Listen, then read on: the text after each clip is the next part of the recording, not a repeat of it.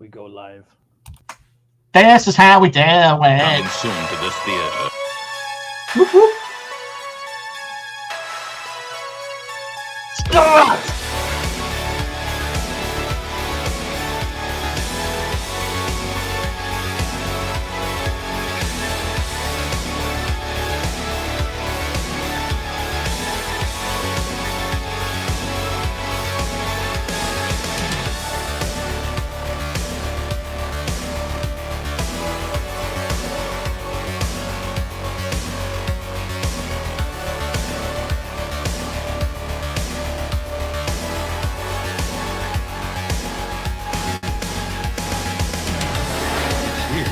It's alive.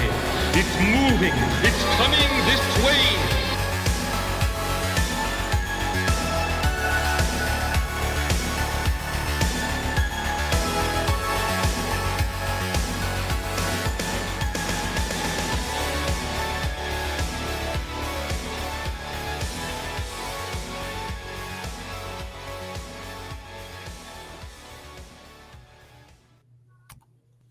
What is up, everybody? We're back. We're back, bitches. Yeah, everybody who tuned in for the last 2 weeks and, didn't see us, I apologize. My life's been kind of turned upside down, in the process of a move. Or, basically had to, sold the condo and had to put all my shit in storage because I can't rent a place until, the checks from the fucking condo sale cleared. They just cleared today. So I'm gone from, eating beans and rice to having some fucking Whole Foods shit.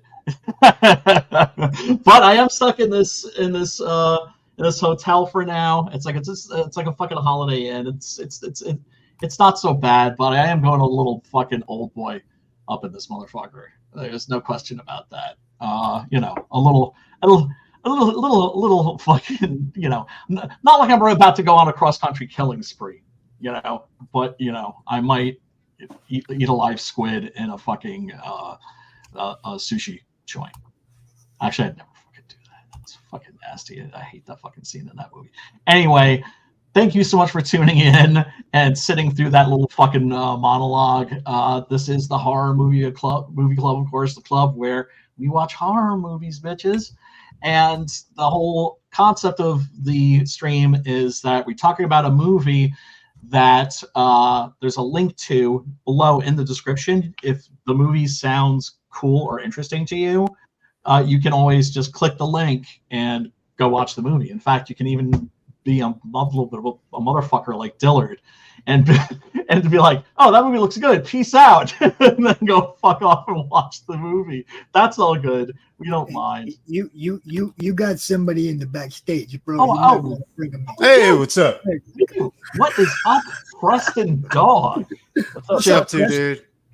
Good to see you, man. Oh, we got a good bit of people here. Yeah, man. Did you I've been listening to Breeds. Oh, you did? It's good, yeah, right? It's really good. It's really good. The guy's got to be a Joe Lansdale fan because he writes a little bit like Joe Lansdale. When he's talking about something made his like asshole pucker so that it was like his taint was having a tug of war between like his nutsack and his butthole or something. And I'm like, that's some Joe R. Lansdale shit right there. Yeah, I like it. I thought it was badass. He's one of my favorite writers to go ahead and listen to while I'm working. Is that him that reads the audiobook? No. The guy who reads the audiobook is Sean Burnett. And Sean Burnett, I like Sean Burnett. He's badass. Yeah. So good, especially when he's doing the voice of that just that mean, nasty old werewolf. That's the thing about audiobook readers. Like they have to be actors. Like you just can't read the book. You know what I'm saying? Because they have to be the characters. Yeah, you got to live the book. You know what I'm saying? Like it's crazy. I create all my own voices in my mind and and how these people look. When I'm reading a book, when you don't have the visual, you have to create that in your mind. Okay. And a great writer makes it easy for you to do that. Okay. Oh, it's so true. It's so true. You guys Here's the remember thing. the opening scene of Fellowship of the Ring, when Gandalf is riding into town on that rickety little cart? Is that not exactly what you pictured 50 years ago when you first read that book? Yes. And that's why, like, I think pretty much like 90% of the audience, you know, because you're always going to get those that 10% or so that they're never going to be happy with anything. Right. But everybody else was just like, you know, you're fucking, you know, there was parts of it heartwarming as fuck, dude. There was parts of it that I couldn't stand, but that opening scene was exactly what you pictured when you first read the book, and it pulled you in and you were stuck. Right? It pulled you in right away and you were stuck. Like Mike Barron says, you reach out and grab him by the throat, right? Right? Yeah. Pull him into the world. Make the world real, make it feel lived in. The only, like, what irritated me was when they tried to make horns into a movie, right? Joe Hill. Oh, the Joe Hill, Stephen King's son. Yeah. Yeah. They not only never followed the book, like they bastardized the book. Oh, you know what I'm saying? Dude, the one that my butthole is still fucking burning over is fucking World War Z. I never read the book for World War Z. Like everybody said, like the book is way better. Like it's visionary. It's visionary because the guy who made it, right, Max Brooks, the son of Mel Brooks, he fucks with comics, by the way. He did he's done a couple of comics, I think. But anyway, he did this thing called the Zombie Survival Guide, and I remember reading that. And it was good, but it was, this is kind of fun. It's pleasant, but it doesn't stick to your ribs. It was like, you know, like the Werewolf's Guide to Life. Is a really it's a fun book, but you know, it's not like, you know. Then he comes out with World War Z, and it's just like, oh my god, this is an instant fucking classic. Yeah, he fucking took George Romero's zombies, and he would basically, because Romero's approach to zombies is always the same. It's like the humans would whip ass, would easily destroy all the fucking zombies if they could only fucking work together, but they're humans, so they can't. And he Joe Hill. One of Joe Hill's first projects was Lock and Key for Yes. And then he fucks the comics too. Yeah. Now I know Netflix gets a bad rap, but they actually followed the book for Lock and Key. You know what I'm saying? Like that was I thought so too. When I saw it, like did I watch that whole series? I forget. But I remember thinking like, oh, that was a good solid adaptation of the comic book, you know? And what was great about the comic book though was the comic book didn't read like a pitch for a Netflix. No, and I like that. A lot of those these days. Like nowadays, that's all there is. It's just like they're doing movie pitches, and I'm like, dude, this is like, you know, like it goes nowhere. It's like yes. Matt, we lost Derek Riggs. Like Derek's not going to do it. Oh shit! What? That's all good. Derek Riggs. I was trying to get him on a show, and he's not. He said he doesn't do long distance interviews anymore. So okay, who is he again? Because I know the name. I'm just trying to. I'm a little right now. Iron Maiden, the Iron Maiden artist. Yes, thank you. No, I mean, look, it's not like Frazetta or something like that. You know what I mean? Yeah, no, I know the guy's a legend and an icon and all that stuff. we can always get Jeff Young from Megadeth, bro. Well, we parodied Derek's painting for Six Gun Gorilla. So. Yeah, man. Because and you know what inspired that? It was a certain somebody from CG who shall remain unnamed told Preston that he could never do that. Oh wow! And Preston's that kind of guy where he's just like, oh hell no, don't give me that challenge shit, man. us. We're gonna do it. You can't never make a Roku network. Yeah. Don't challenge us. We're gonna do it. Crystal? Oh, yeah. We'll talk about that. Look, everybody go check out Crystal's campaign. I think Crystal's like in the last Good Night, which I think is in its last 7 hours. Yeah. It's the last 7 or 6 hours. So The Good Night, is that the teddy bear book or something like that? No. Is that... Well, yeah, it's the night that gets turned into a teddy bear. Yeah. Yes. Good stuff. Yes. Stuff. And yeah, I mean, Crystal's. Is that on Indiegogo or is it on Fun Indiegogo. Yeah. And Pops, could you do me a solid to get us the link for that real quick? Do that, no doubt. If it's not a bother. It's I'm not all discombobulated tonight. Okay. It comes up at the top of my list. All I got to do is put in good. And there it is. Yeah. We love Crystal. I'm gonna drop it in all the chats over there on Twitch, everywhere. Check it out. It's on Brian. I always bust her balls whenever she's in a because she's somebody that's always been very camera shy, which is cool. But it's like, oh shit, if you're gonna do like what we do, you have to become uncamera shy. You have to let people see you. It's like they're not just investing in your art; they're kind of investing in you in a way. And that's what makes what we do also very special, is that our readers have direct access to us. I just want to make a point right now. If this would have been the way back in the Renaissance days, none of them clowns would have got payments. No way, man. Definitely fucking not. Oh man. Let me share my screen because there is some pretty fucking dramatic news. I just want to do the week in horror real quick. And what the fuck did I see? Last Voyage of the Demeter. I checked that out. I enjoyed it. Was it? Oh no shit! A lot of was it the movie? Well, here's the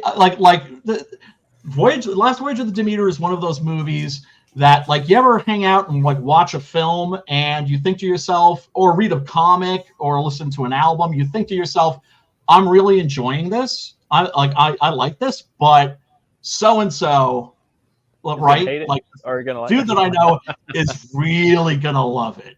Oh, right? Okay. Like, it's getting me kind of like 3/4, but it's gonna get him fucking hard as a fucking rock.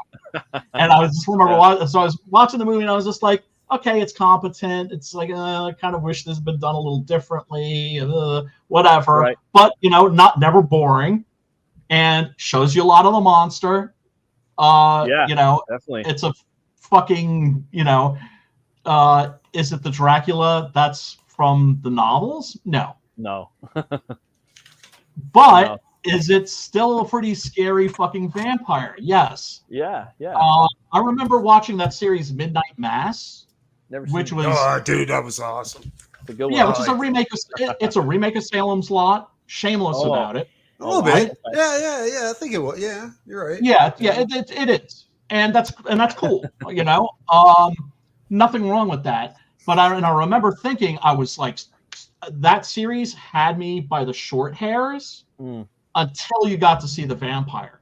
And I was like, wah, wah. Oh, really? Because I kept thinking, when you see the vampire, that better be good. No, it just looked like a guy that had like blue skin. It was just like, it didn't look like, when you see Barlow in the original TV movie, the Toby Hooper, Salem's Lot. Pops up, right? Like in the he's fucking Reggie Nalder in that fucking Reggie Nalder in that fucking Nosferatu Max Schreck makeup. Yeah. Scary. That's fucking horrifying. As a child, it haunted my dreams for the right. Dude, I was like, oh my god, this is a fucking vampire. Yeah, I was fucked up for a while. I was like, oh, shit. And then we grabbed the cross that the priest was holding. I was like, it was fucking crazy, dude. A weird sound effect, like or some shit. Yeah. It was like, the kid hovering this dude's a boss. The window. That's what I'm talking. The kid, like, I just saw the kid hovering around the window. That shit gave me nightmares, and I didn't see Barlow me too. For years later. I didn't even get that. So many people. The other thing that United in trauma. Poltergeist, where the clown like grabbed the kid and brought him underneath the bed. Like Toby Hooper as well. Wow, dude. Like, Also Toby Hooper. For me, it was Kane. Though. Like Kane really got me in the second one. I don't know why. Because I for some reason, like they never like whoever like my family or whoever I never saw the first Poltergeist till like forever. I was introduced to the second one, and Kane always scared me. Shit. Oh, you are gonna die. He is in his holy temple, and that dude died too. The holy temple.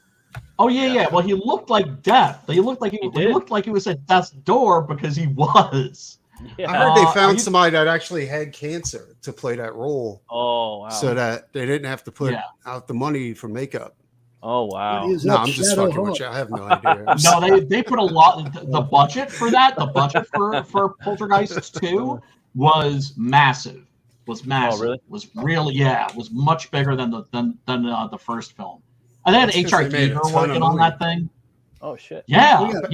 And from the chat, I saw that shit in the theater, man. It was fucking awesome. Toby Hooper was the real deal. By the way, I'm sorry. Are you seeing Christopher Lee on the screen right now? No, we are seeing the horror movie. We're seeing exactly what I'm looking at on my screen, the StreamYard. Okay, all right. But we do have a question in the chat. If any of you guys want to field that, sure. Who said what? Oh yeah, Shadowhawk. What's up? No, you guys seen any August Fred Vogel's work, like August Underground? No, can't say that I'm familiar. Yeah, I mean, if there's one thing that's great about the internet, it makes it really, really easy to share art. You know what you should do? A show on horror porn parody.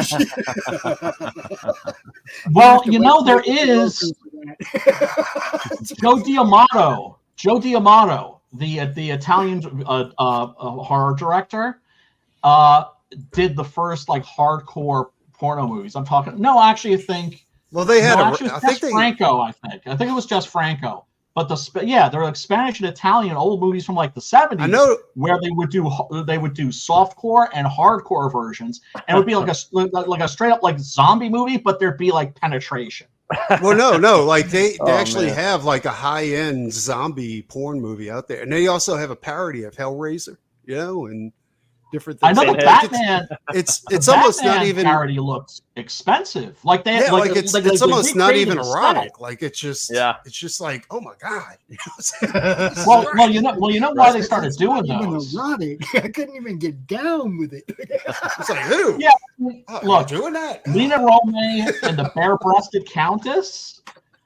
Lena Romay and the Bare-Breasted Countess by Jess Franco, like 1977. Walking around a forest wearing a cape, thigh-high leather F-me boots, and nothing else. What kind of boots? F-me? Yes, thigh-highs. Yeah, man. But yeah, I could. Oh man, yes. Lena Romay was fucking smoking fucking hot. But yeah, they would do like so horror porn. That was a Rubicon that was crossed in the fucking 70s. That's been done, son. But yeah. What do you think about Dracula? I was gonna say about at the end of Demeter. What do you think about how he looked? The very, very end in the pub. Yes. Because I'm thinking, like, wait a second, how is this guy gonna pass for human? Exactly. Right. And yeah, it was creepy. It's really obvious what Universal is doing, though. What they're doing is they're doing what I said they should have been doing for ages, which is don't make a giant tentpole $300 million Tom Cruise mummy movie. Make a 20 million Dracula. Make a 20 million Frankenstein. Make a $20 million Wolfman, and then have fucking House of Frankenstein. Throw them all fucking together to fucking tear each other apart. I thoroughly enjoyed the Wolfman. With that I love that movie. Dude, that's my favorite werewolf movie. I'm divided on it because we did that on the stream. My attitude is, and I remember sitting in the movie theater watching it, and I still have the same attitude. I'm just like, I'm enjoying this like way more probably than this movie deserves, but I'm still fucking rock fucking hard. Dude, I was director's cuts are even better. I was so happy that they had the classic Wolfman makeup instead of an Anthony Hopkins. You know what I'm saying? Like this isn't a fight at the end. Yeah, exactly. I was like, boxes. I'm like, boxes. I didn't even think that we like. I would want like that. They could put in there, I was like, what else do you actually need? You know what I'm saying? Like this is everything. I was butthurt because it was Andrew Kevin Walker, the guy who wrote Seven, great screenwriter. It was him working out his issues with his father. And that's not what the original Wolfman's.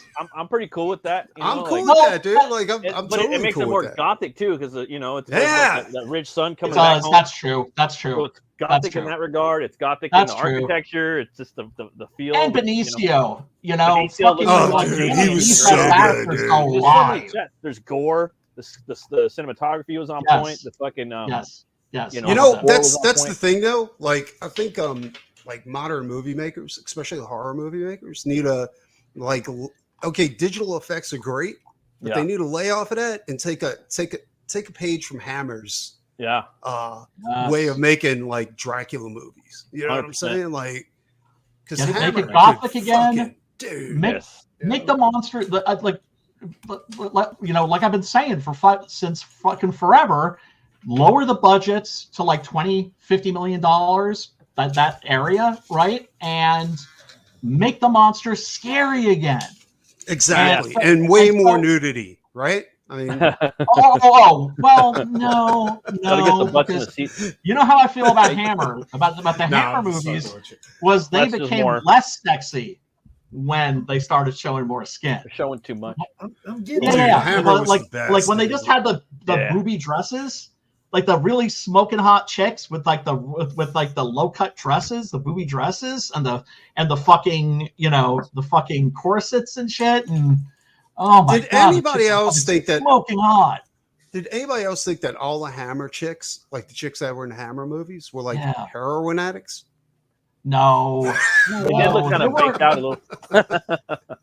Dude, fucking Caroline Munro? Are you fucking shitting me? I'm just fucking with you because they all look like like that heroin chic. You know what I'm saying? Like black hair, dark mascara. No, that's after they've been turned into vampires. No, actually, when they turn into that's wrong because when they turn into vampires in the Hammer movies, they get hotter. They actually become more voluptuous. Yeah. I love. Well, I'm a fucking Hammer stan. I'm still trying to fucking share my screen, but yeah, Hammer Studios has been bought. Oh no shit. Yes. So did they still produce movies? Yeah. I think the last one they did was the Lady in Black, wasn't it? Yeah. Yes. They did a little bit. Yes. And they did a remake of Let the Right One In, which I didn't bother watching. That. Yeah, no, that wasn't. I didn't bother watching because why the fuck would you fucking remake that movie? It's perfect. It's like, dub it, subtitle it, but I don't know. I don't understand like remaking movies, reshooting entire movies just to have it fucking in English. Kind of weird. It is. It is.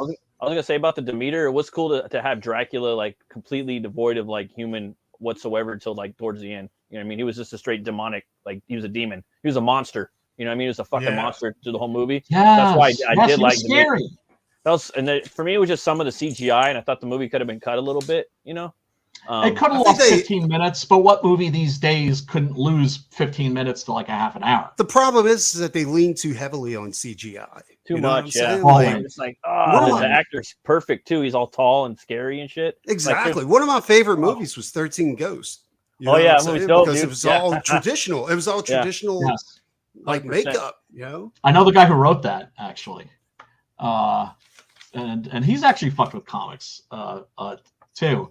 I shouldn't fucking talk about it. I'm just like, no, I didn't sign an NDA about this, but I probably should. Yeah.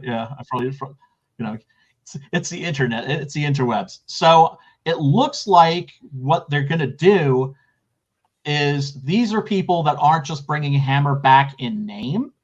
They evidently want to make Hammer again.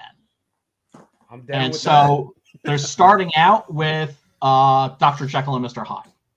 Oh, And yeah. Starring Eddie Izzard. And I'm just like, okay, cautiously optimistic. Cautiously optimistic. You know, we'll see. With Eddie Izzard, okay, so he's gonna be Eddie in the beginning, and then like the female version of Eddie, like when he changes. Right. Oh no, that's Dr. Oh well, that would be if they were doing Dr. Jekyll and Sister Hyde. Yeah, Sister Hyde. No, isn't Eddie Izzard? Didn't he transition? Eddie Izzard? I think so. See, I always thought he wasn't. I always thought he was just like a.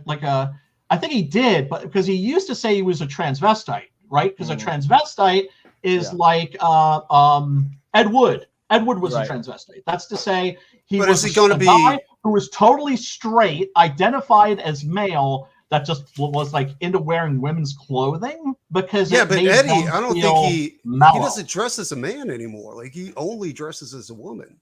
That's what I'm saying. Like he doesn't. Anytime he is an actor. I mean, he is an. I mean, you know. I mean, look. He is an actor. He's living apart because he's been doing it for years. You know well, you know what? Like, maybe this will be Dr. Jekyll and Sister Hyde. Maybe this will be a remake of. I like Eddie Izzard, to be quite honest. I do too. His acting style. I just when I seen like he transitioned, I was like, what? I was like, why? Why do you do that? Well, it's like the Wachowskis, right? Look. How do you wrap? That's the thing. We can't wrap our heads around that, right? Yeah. And that's just one of the things. You know, I know a lot of it's.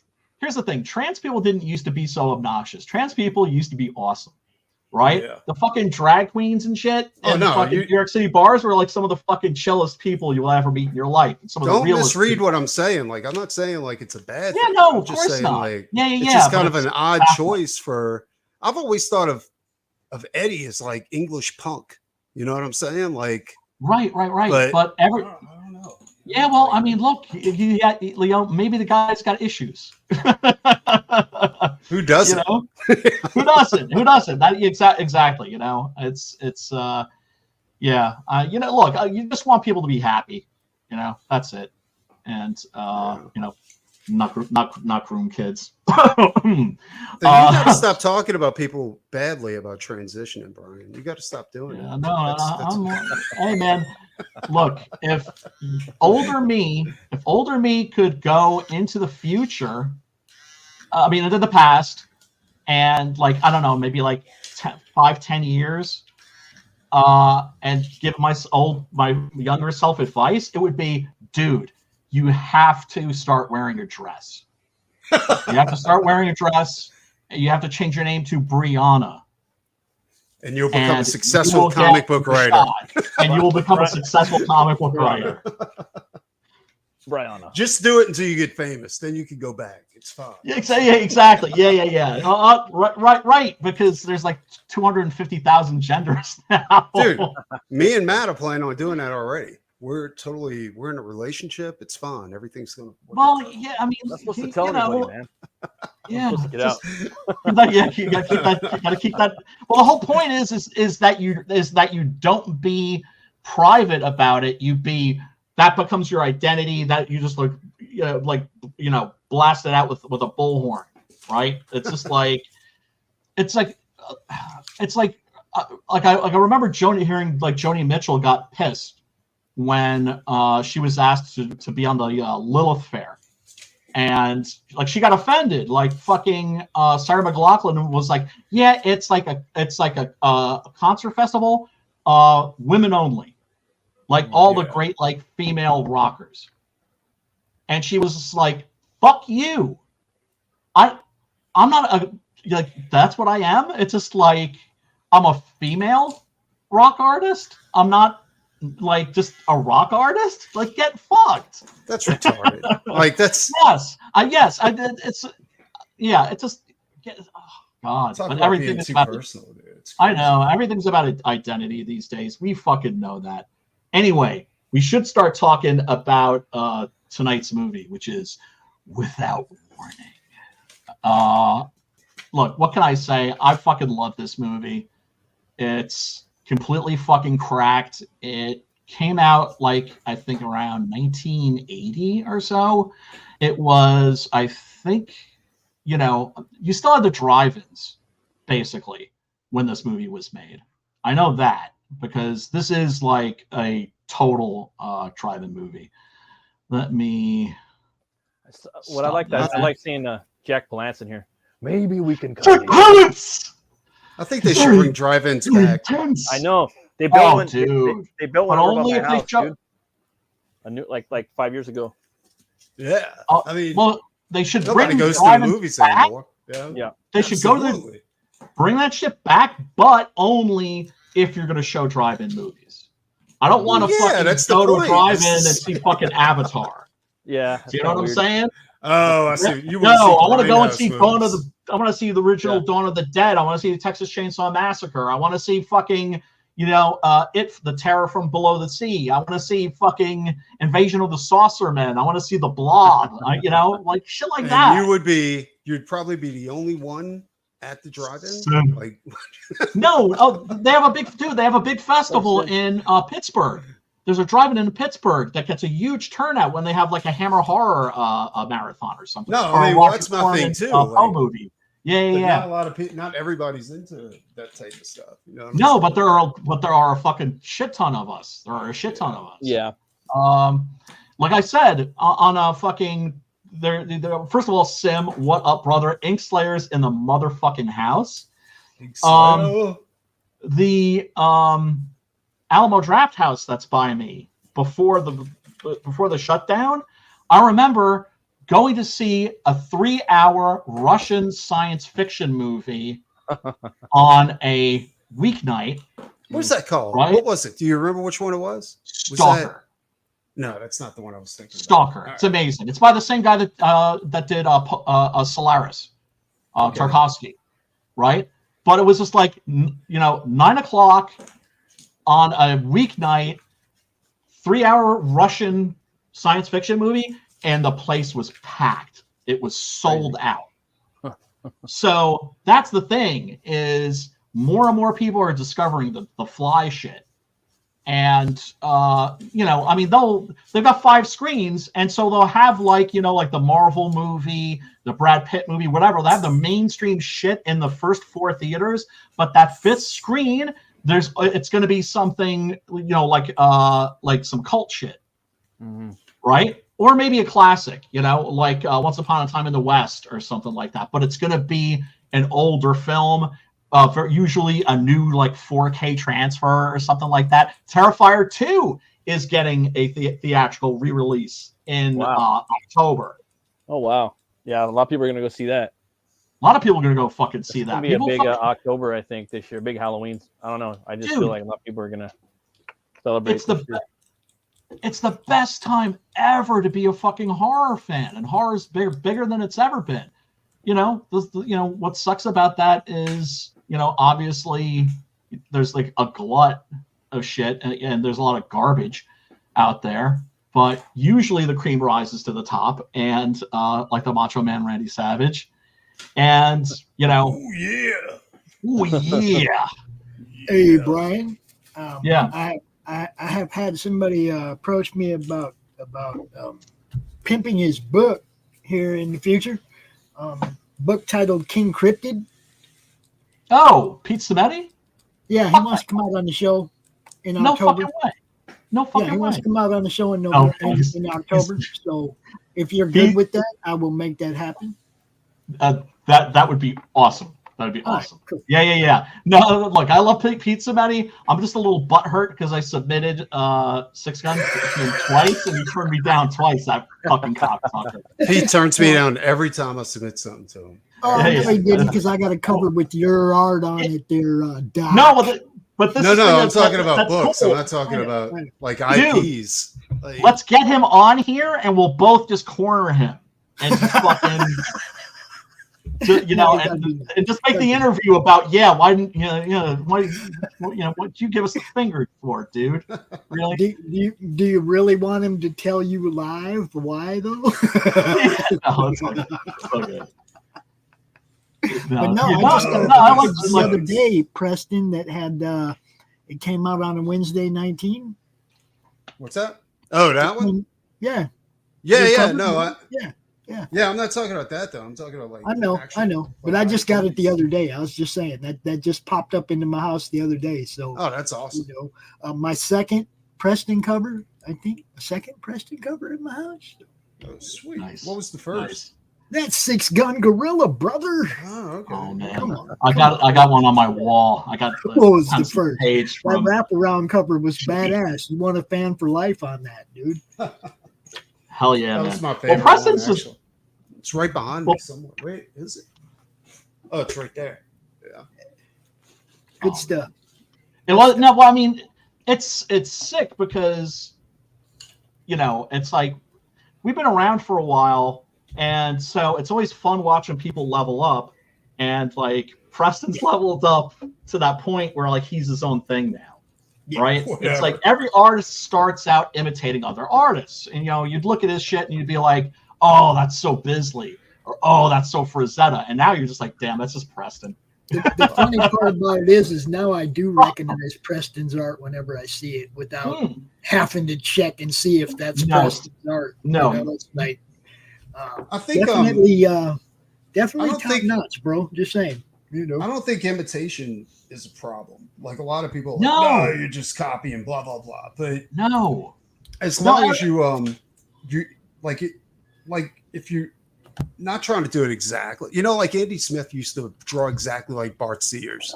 You know what I'm saying? Like exactly like Bart Sears. If you look at the early horror stories by some of the great contemporary horror writers, Stephen King, Ramsey Campbell, people like that, their early stories, you read them and you're just like, it's fucking H.P. Lovecraft. Exactly. You got Chris Graves. Chris Graves, like when he first started out, he was drawing exactly like Todd McFarlane. And he still has hints of Todd McFarlane in his work, Right. You know because who Chris Graves do. is, right? Like, Yes.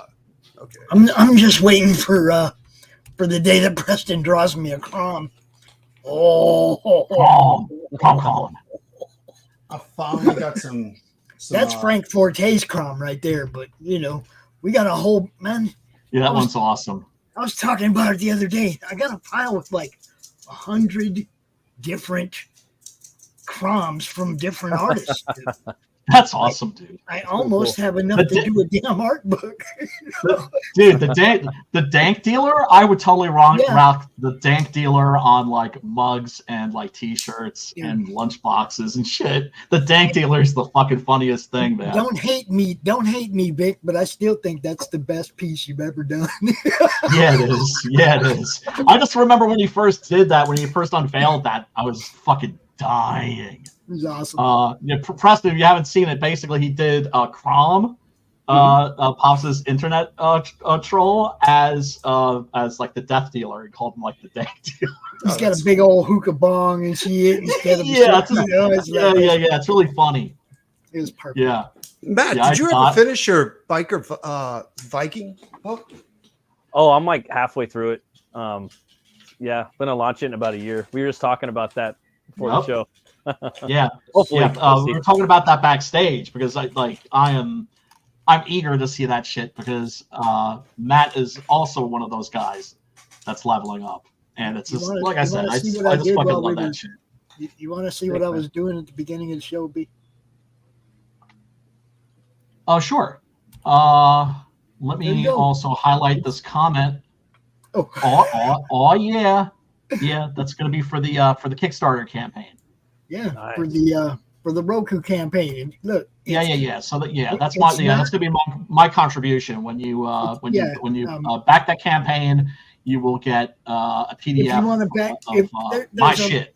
There's a bunch of PDF tiers. Okay, like Committed Comics, Silverline, Two Fisted. A bunch of people threw their own tiers in there, but we're not really selling books. You're backing the Roku campaign, and we're giving you some books as a reward, right? And you get to choose the books you get. It's pretty cool. It's pretty cool.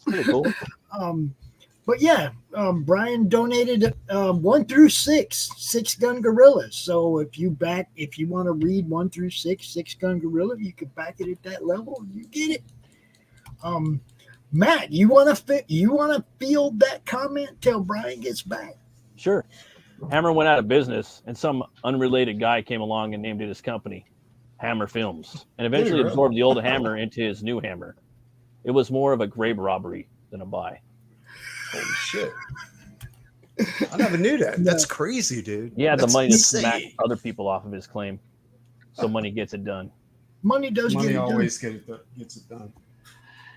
Yeah, Black Hat, Cinephile, what's up? Thank you so much for hanging out. He says, Hammer went out of business and some unrelated guy came along, named his company Hammer Films, and it eventually absorbed the old Hammer into his new Hammer. It was more of a grave robbery than a buy.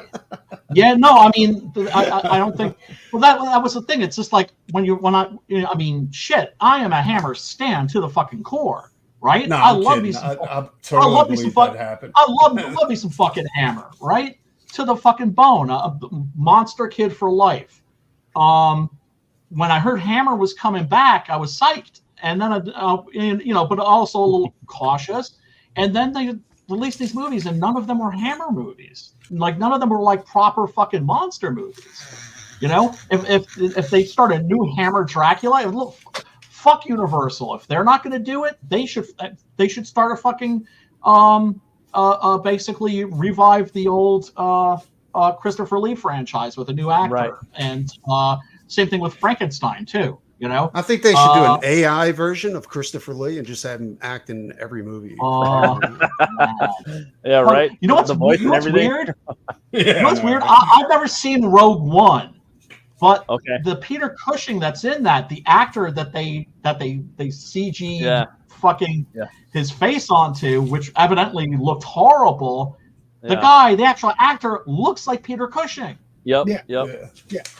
That movie has the best scene ever in the whole Star Wars franchise, bro. You gotta watch the ending. It was one of the better movies. Vader?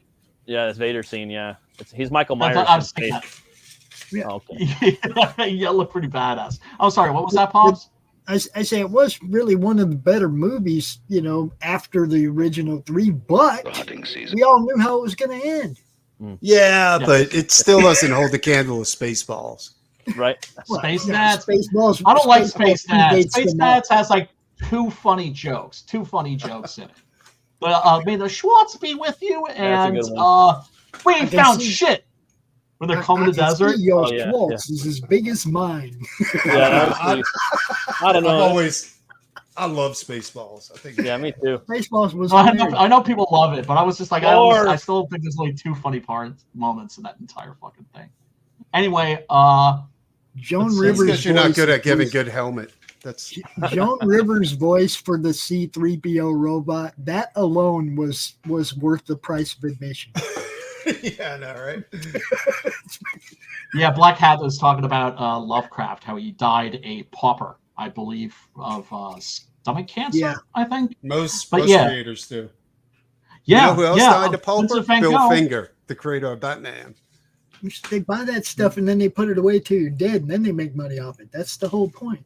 Or the guy.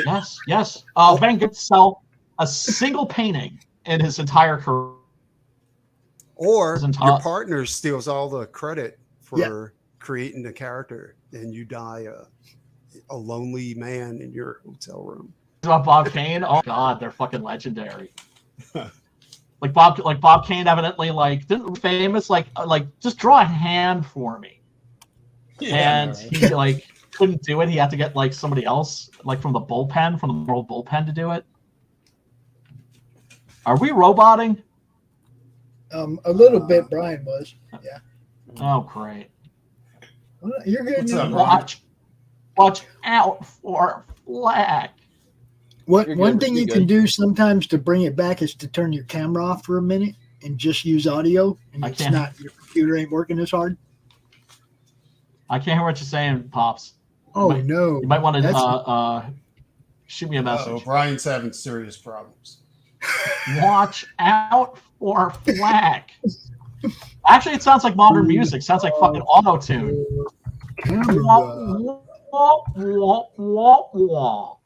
Over there in the private chat. Turn off my camera. Okay. Yeah, that might help. There, that might help a little bit. Does that help? Computer's not working. I don't know. Can you guys hear me? Yeah, I can hear you. I can hear you.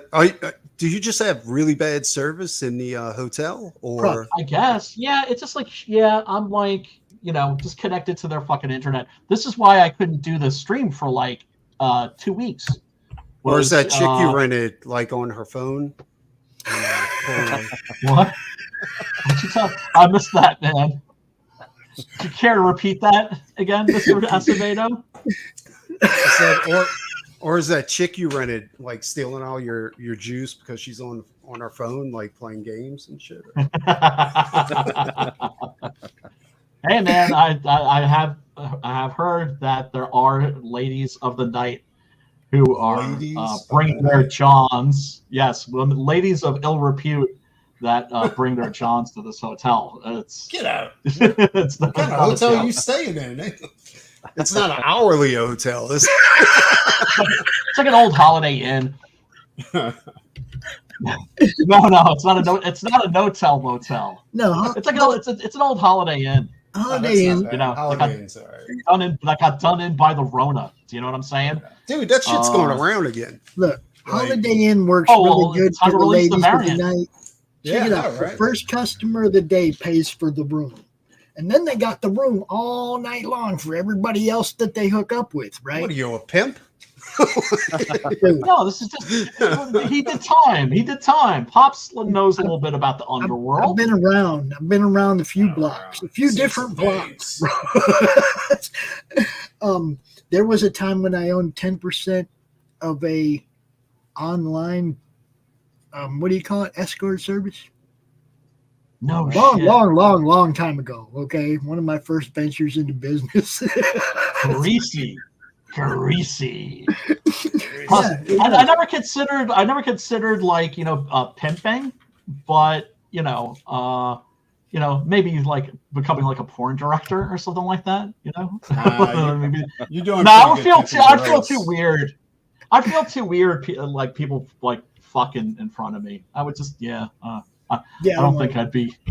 Yeah, I'm not really much of a voyeur in that regard. Look, it's not a spectator sport. It's not a spectator sport. If I ain't involved, I ain't in the room, man. It's like... Yeah, I cut. Go ahead. Brian's at a loss for words at the moment. Yeah, no. Well, because I'm like roboting like a motherfucker, or everybody's roboting like a motherfucker. But I mean, I think like that was the thing about the original porn stars. Like they were freaks. They were freaky like that. Exhibitionists. Right. Well, so, I heard the original porn stars. I think that's a vocation that's best left to those people with those proclivities. I'm serious. I thought it was like the free love movement and all that kind of stuff. Is where kind of. Oh yeah, it was. Yeah, in the 70s, in the late 70s, your average skin flick was on par with a movie like this in terms of its production qualities. These were like real actors. Like a lot of them got into it after Deep Throat came out, thinking that they were going to be able to transition from porn into like regular act. Yeah, just expert Reynolds, like right. But then Reagan happened. There just ain't too many Tracy Lords, okay? There just ain't too many that can make that brought down the whole industry. Is what you're talking about? Like that can make that transition. I heard they had a hit out on that shit. Well, she supposedly. No, I'm serious because she brought down the whole industry. She betrayed the industry. Yeah. The one of the first Comic-Cons I ever went to, the star at that Comic-Con was Tracy Lords. Like she was one of the main guests of the Comic-Con, and that's where I met Angel Medina while I was working on Kiss. Yeah, and it was a trip. I was like, "Is that Tracy Lords?" What kind of show is this anyway?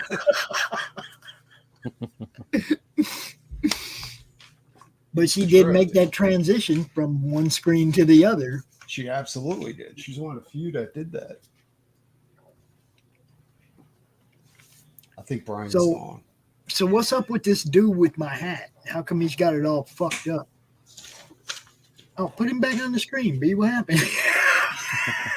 Who was that guy? Jocking your hat, Pops. Oh, He's jocking your hat. Yeah, man. I know. He had it all folded down and fucked up like he doesn't take care of it. You gotta keep these things looking good, bro. Keep looking good. Yeah, one thing about the movie, man, it had a lot of pretty good actors in there. Jack Palance, was it Marlon Brando? Or not Marlon Brando? Fucking Jack Palance. The other guy. Jack Palance. Martin Landau. That's who it was. Brian. You can try going out, coming back in, and seeing if you get a better connection. Christ. We're not going to go anywhere. Stab my eye. You know. Stab my eyes. Stab my eyes.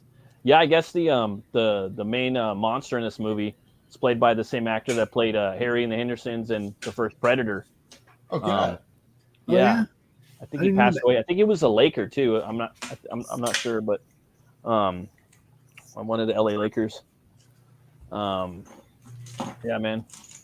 Black Hat Cinephile. Tracy Lords hasn't been as big as I think she could have been if she hadn't started dirty. I see Tracy Lords as Jessica Rabbit aside from her hair color. Yeah, the first time I seen her was in Crybaby with Johnny Depp. Yeah, that movie was pretty funny. Iggy Pop. Remember that one? I remember my older sister loved because she loved Johnny Depp. You know, and that was one of his big movies back in the day, like when he was kind of coming up. You know. Yep. Yeah. Let's see how we did. I don't know if he gave it enough time to give it a different connection. We'll see. Are you better? Nope. Turn your camera off. That's the perfect freeze frame right there. There you go. Now freeze. I listen to you. All right, we just gonna fuck with it now. Here we go. Fucking annoying as fuck.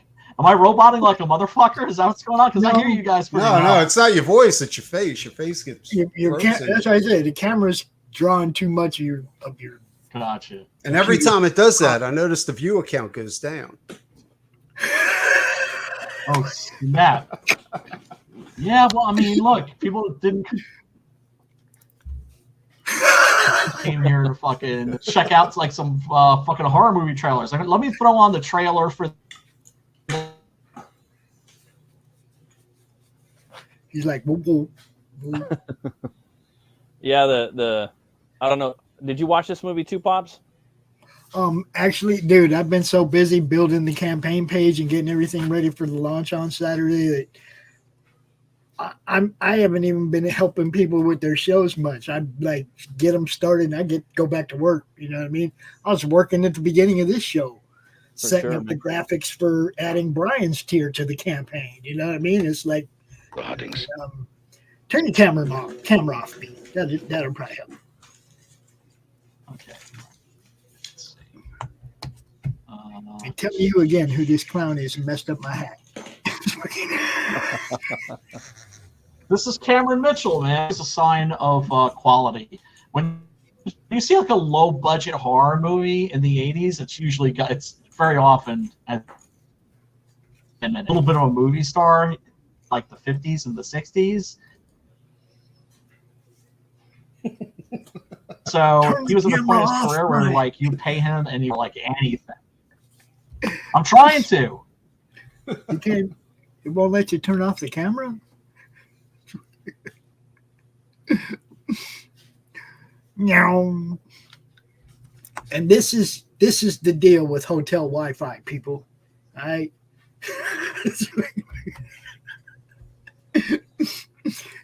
Next time you charge up your cell phone and you use it as a hotspot for your Exactly. Yeah. It sucks, but you got to do that kind of shit whenever you're in. That's what we do at the con, man. We have two phones. We have one that we use for a dedicated hotspot, and the other phone is the only thing connected to that hotspot, right? Yeah. That's the only way we can walk around cons doing interviews and stuff like that. You know. Yeah, the alien in here, he has these like little discs that are like suckers that come around, suck the shit out of people. Like, You sure Tracy Lords isn't in this movie? Spinning around, sucking the shit out of people. You know what? Yeah, they had this alien looked exactly like Tracy Lords, just running around sucking the shit out of We ain't gonna have to worry about YouTube cutting this show up. Brian and we're never gonna get a trailer playing. Yeah, this show's gone. It's never gonna make it. We love you, Brian. We're glad you're back, bro. Partially, at least. So I guess Brian's out. I'm taking over the show, and now back to horror porn. We're gonna go to our first. Do you have some examples you could show us? I'm pulling it up right now. I hope you guys are. We'll be kicked off YouTube in no time. Any fans of this show, look under. Brian, say goodbye to your channel. We're going to restart the channel under. But this is why we're building the Roku channel, guys. This is exactly why. Okay, stuff like that. You know how many times, Matt, have they blacked out part of Brian's show on YouTube? Yeah. Blacked out. What are you talking about? Oh yeah, On straight YouTube? up black screen for 5 minutes Yeah. On here? on here. Yeah. Yeah. Oh yeah.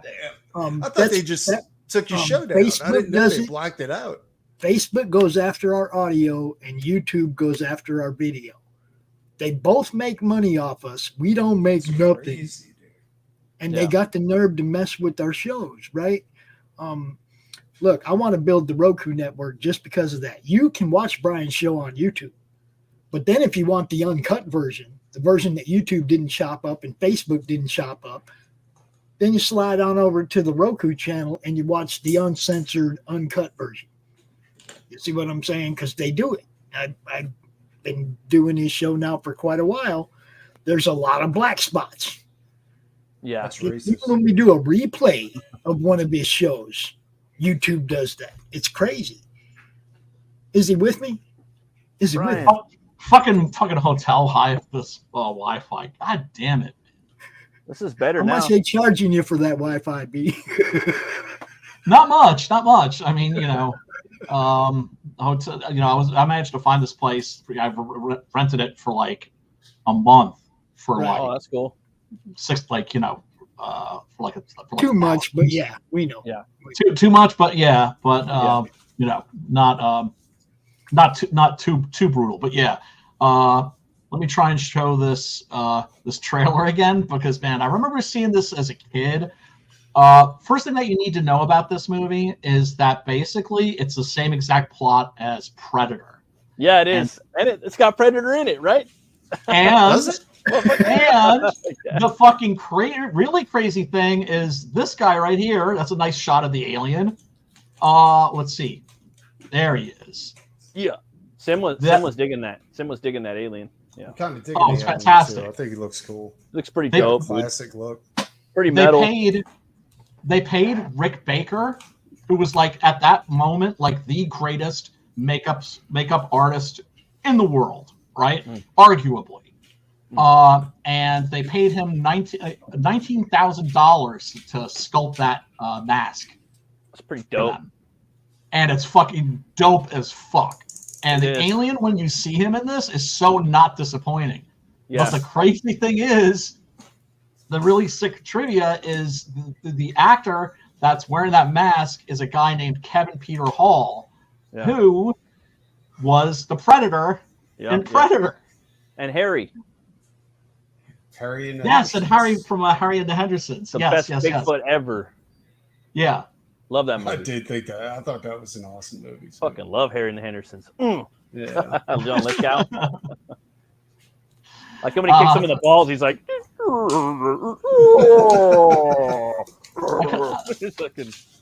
I kind of prefer my Sasquatches on the fucking murderous tip, like fucking Abominable. Abominable. Oh god, Yeah. I loved Abominable. That was dope. Yeah, that was dope. And for those of you that haven't seen it, like Preston, if you haven't seen it, it's great. It's basically Probably seen it. it's Dope as fuck. it's Hitchcock's Rear Window with a Bigfoot monster Yeah, that's like fucking stalking like these hot like co-eds. And he's got teeth like Sam Keith's the Max, dude, and his like jaw like unlatches. Dude, yeah, his like jaw dislocates so he can fit this dude's entire head into his mouth and bites like the whole entire front part of his fucking head off. How old is this movie? 2011. It's recent. You can find it on it's on Tubi. It's really easy to find. Yeah, dude. I'll tell you right now, like the Koreans are killing it as far as zombie movies at the moment. Well, the Koreans are just killing it as far as just movies are concerned. Right now, their cinema right now is in its golden age. It's right. It is right. Crazy, dude. Yeah, like the American golden age was 1968 to about 1982, right? Or 84, possibly. But like Korea right now, or the Japanese film industry, that's gone. The Italian movie industry, that's gone. Their golden age was pretty much simultaneous with ours. But yeah, it's just like for some reason the artistic energy, for some reason, jumps around the world. It always has. And right now, weird, right? Korean movies are 100 times, their kung fu is strong. Oh, dude, and the fucking martial arts movies. I watched. Oh God, there's a really great one called The Villain. Ninja Assassin. Dude, Ninja Assassin's bad. Oh, I gotta see that. Oh, I loved it. Oh, dude, Ninja Assassin awesome. is the greatest movie. It's so much fun. Dude, when they were in the sewer and he looks up and all of a sudden out of shadows, all these ninjas come out. I was like no way. Yes, no way, dude. Yes. The special effects in that are amazing because the ninjas literally like come out of the shadows and like melt into the shadows. I was just dude, it's the sickest thing. I was like, awesome. Check that. Yeah. Awesome movie. But yeah, I was watching this movie called The Villainous. And holy shit, man, it's like a remake of La Femme Nikita, but I would say even better. And I promise you, watch the first 10 minutes of that movie and you're going to be hooked. Like the opening fight scene in that, where this chick basically goes crashing through like a window and just starts just annihilating like an army of fucking mafia goons. This is insane. Yeah, fantastic. I mean, that's what the John Wick movies are. They're basically an American version of Korean action films. Yeah, I love John Wick movies. Mm-hmm. It wasn't crazy about the original, but I really like the sequels because they create like a whole fucking like pulp universe. Yeah. They stick, dude. That's one thing. That's one of the things I love the most about them, is that they got history. You know what I'm saying? Oh yeah, like a whole sure. They explain everything. Yeah. Can't wait for the fourth one. I haven't seen it yet. And they have that TV show too coming out, The Continental. Really? Yeah. The fourth one.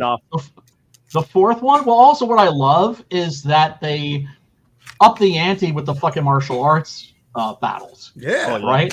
The Scott Adkins is in the new one. Oh yeah. Fucking He's so cool. Donnie Yen. Yeah. My boy Donnie Yen. Right. Who, in my opinion, is the current king. Like that guy's been wearing the crown for like the last. I guess I would say it went from Bruce Lee, Jackie Chan, Jet Li, Donnie Yen. I like Tony Jaa a lot though myself. Oh my god! Wait to see, I love The Protector too. And Ong Bak. I can't wait to see Expendables 4. Sorry, I know it's gonna be like here and there, but he's in there. So. Well, here's the thing. It's disappointing to me that he's doing like these Hollywood movies, instead of doing more like the Thai films, right? Like Ong Bak and The Protector, which are classics, right? I would love to see him do more of that shit. Instead, he's just like doing these little stupid like Hollywood movies. Yeah, but guy's got a family. Yeah, he's got right. He's got to work. Yeah, and so it's just like. In the Expendables 4, I think he's one of the villains, so we'll see. Yeah, because I think he was like in like one of the Fast and the Furious movies. Yeah, he was. I started watching it, and it was it was just like very underutilized. Yeah, fuck that. So the alien big game hunter in this is like what makes this movie kind of novel. He doesn't use a laser like a laser gun or any kind of advanced weapon. That thing has blonde hunt hair, dude. humans? That sucker. I swear to God, I'm not lying, Preston. What? What? Oh, that That's blonde hair? hair. I seen that. Yeah. I swear, dude, I'm not lying. Look at That's what I was going to ask you. Like, is that part of the alien or something like that? It looks like an eyeball underneath it, too. It's what's her head, dude. It's Tracy Lords. The blonde hair. It's Tracy Tracy Lords. Like, it just It was comes a out little at joke. you. It was just a little joke. Just a little joke that was kind of pioneered when you're roboting. Is that her superpower? Like, she just Really throws cute. No, I heard people that. and it. Dude, I saw her at the Schiller convention. I saw What her you at got? the I got Schiller Tracy convention. on me. Tracy? Oh God, she looked harsh. She looked really harsh. She always Ginger Lynn harsh. too. Ginger Lynn as well. The years have not been kind, but Porn stars, can you imagine what they had to take to go ahead and get out there? Like fucking coat. Well, that was back in but that was also back in the days where most of the people that were doing it were freaky. That's not to say that there wasn't a lot of fucking drugs going around, but those people were, exhibitionists. Yeah, which makes sense. It's just like you want, okay, society demands porn. It demands smut, right? So shouldn't the people supplying it be people that are like into it and like enthusiastic? Not people that are doing it for drug money, but people that are just freaky like that. Well, I've done it for a while, and I can tell you, like, it's really no big deal. Like, it's found it to be fun at times. Well, dude, I could just there's no way. Well, people always wonder, like, why are there only like 5 guys in porn in like the 70s and the 80s and because shit? they only make like lunch money. That's well, no, because there's only like a handful of guys that you can't. There's only a handful of guys that can get it like up, in, and off on command. That's not true anymore. No, well, the Viagra changed everything. That's where you started seeing like these big like muscle builders and like bodybuilders and shit like that. Oh, yeah, but God, funny thing about that, like the stuff they have to take to go ahead and make those fake muscles wood grow makes their wood shrink drastically. Right.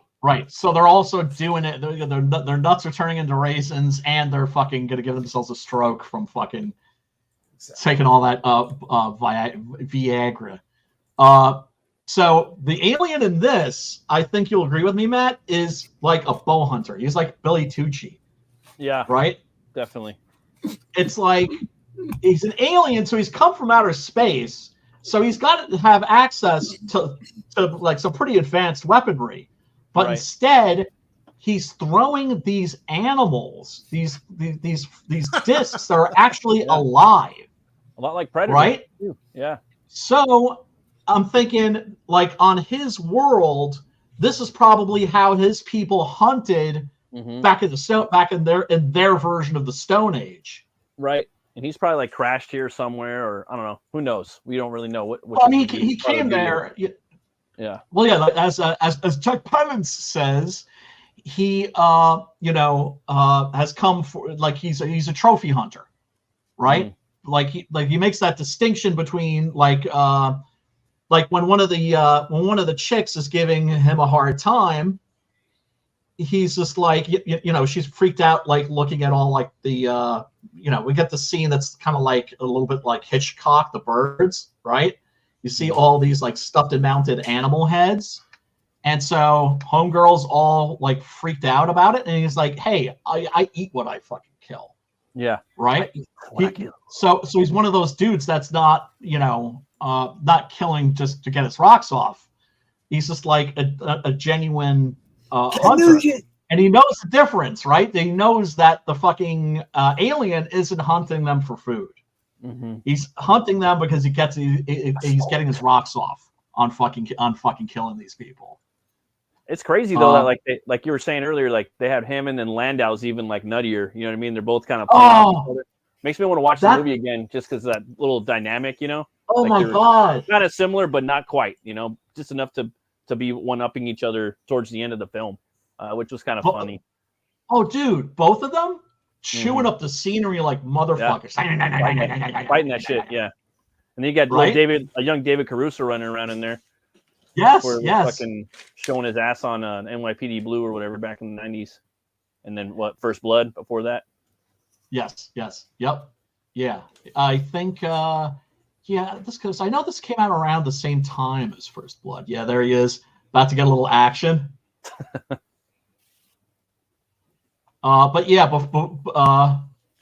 there's also Larry Storch. Now, most of you probably don't have no idea who fucking Larry Storch was.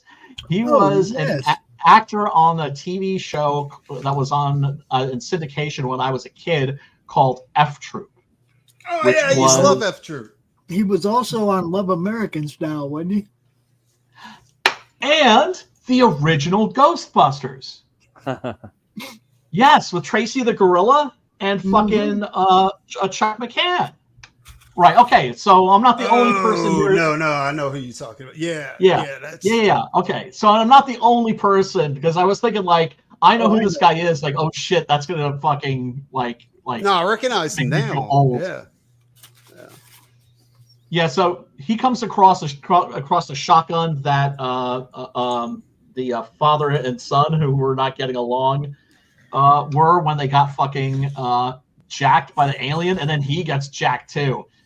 And so these discs, they just come flying out of nowhere and just fucking attach themselves to people, and these tentacles start boring into their fucking flesh. Yeah, that's pretty brutal. Starfish suckers. And then they start pulsating and like all like this goop, right? This That's goop. gross. Yeah. Pulsating, and they have this goop. Yellow, yeah, man. Gross. Yeah. Like pussy. And then the should have seen a porn. Positive. And I love this moment where like the kids see the alien. We don't see the alien, but the kids are just fucking see him, and they go running and screaming, and then fucking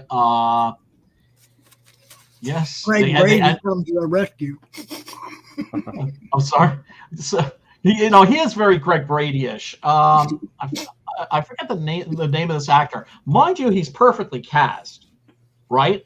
One of the things about characters in monster movies is that the good guy or the straight guy, he always is boring as fuck. Right. And this guy's really good at being boring as fuck. Safe, yeah. Right?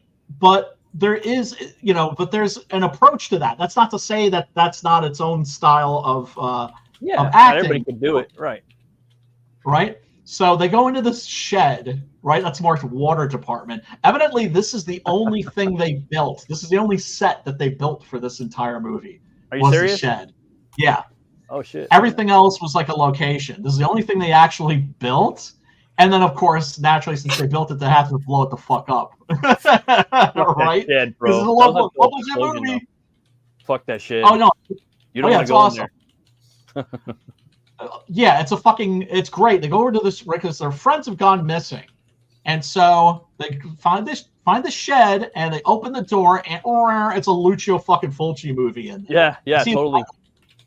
Dead Larry Storch, and then you see the son. The yellow. His eye is missing, so that's where that fucking thing hit him. Right? Oh. It fucking hit him in the face and just started fucking eating his fucking eyeball. Skull fucking him, dude. Yeah, man. Look in his eye, Sucking him. And there's Cameron Mitchell with a big fucking hole in his head. Oh man. And it's just gnarly. And then David Caruso just comes, like his body just falls on this chick.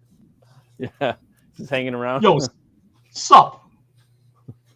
That fool's hanging. He's like right there. He takes his sunglasses off.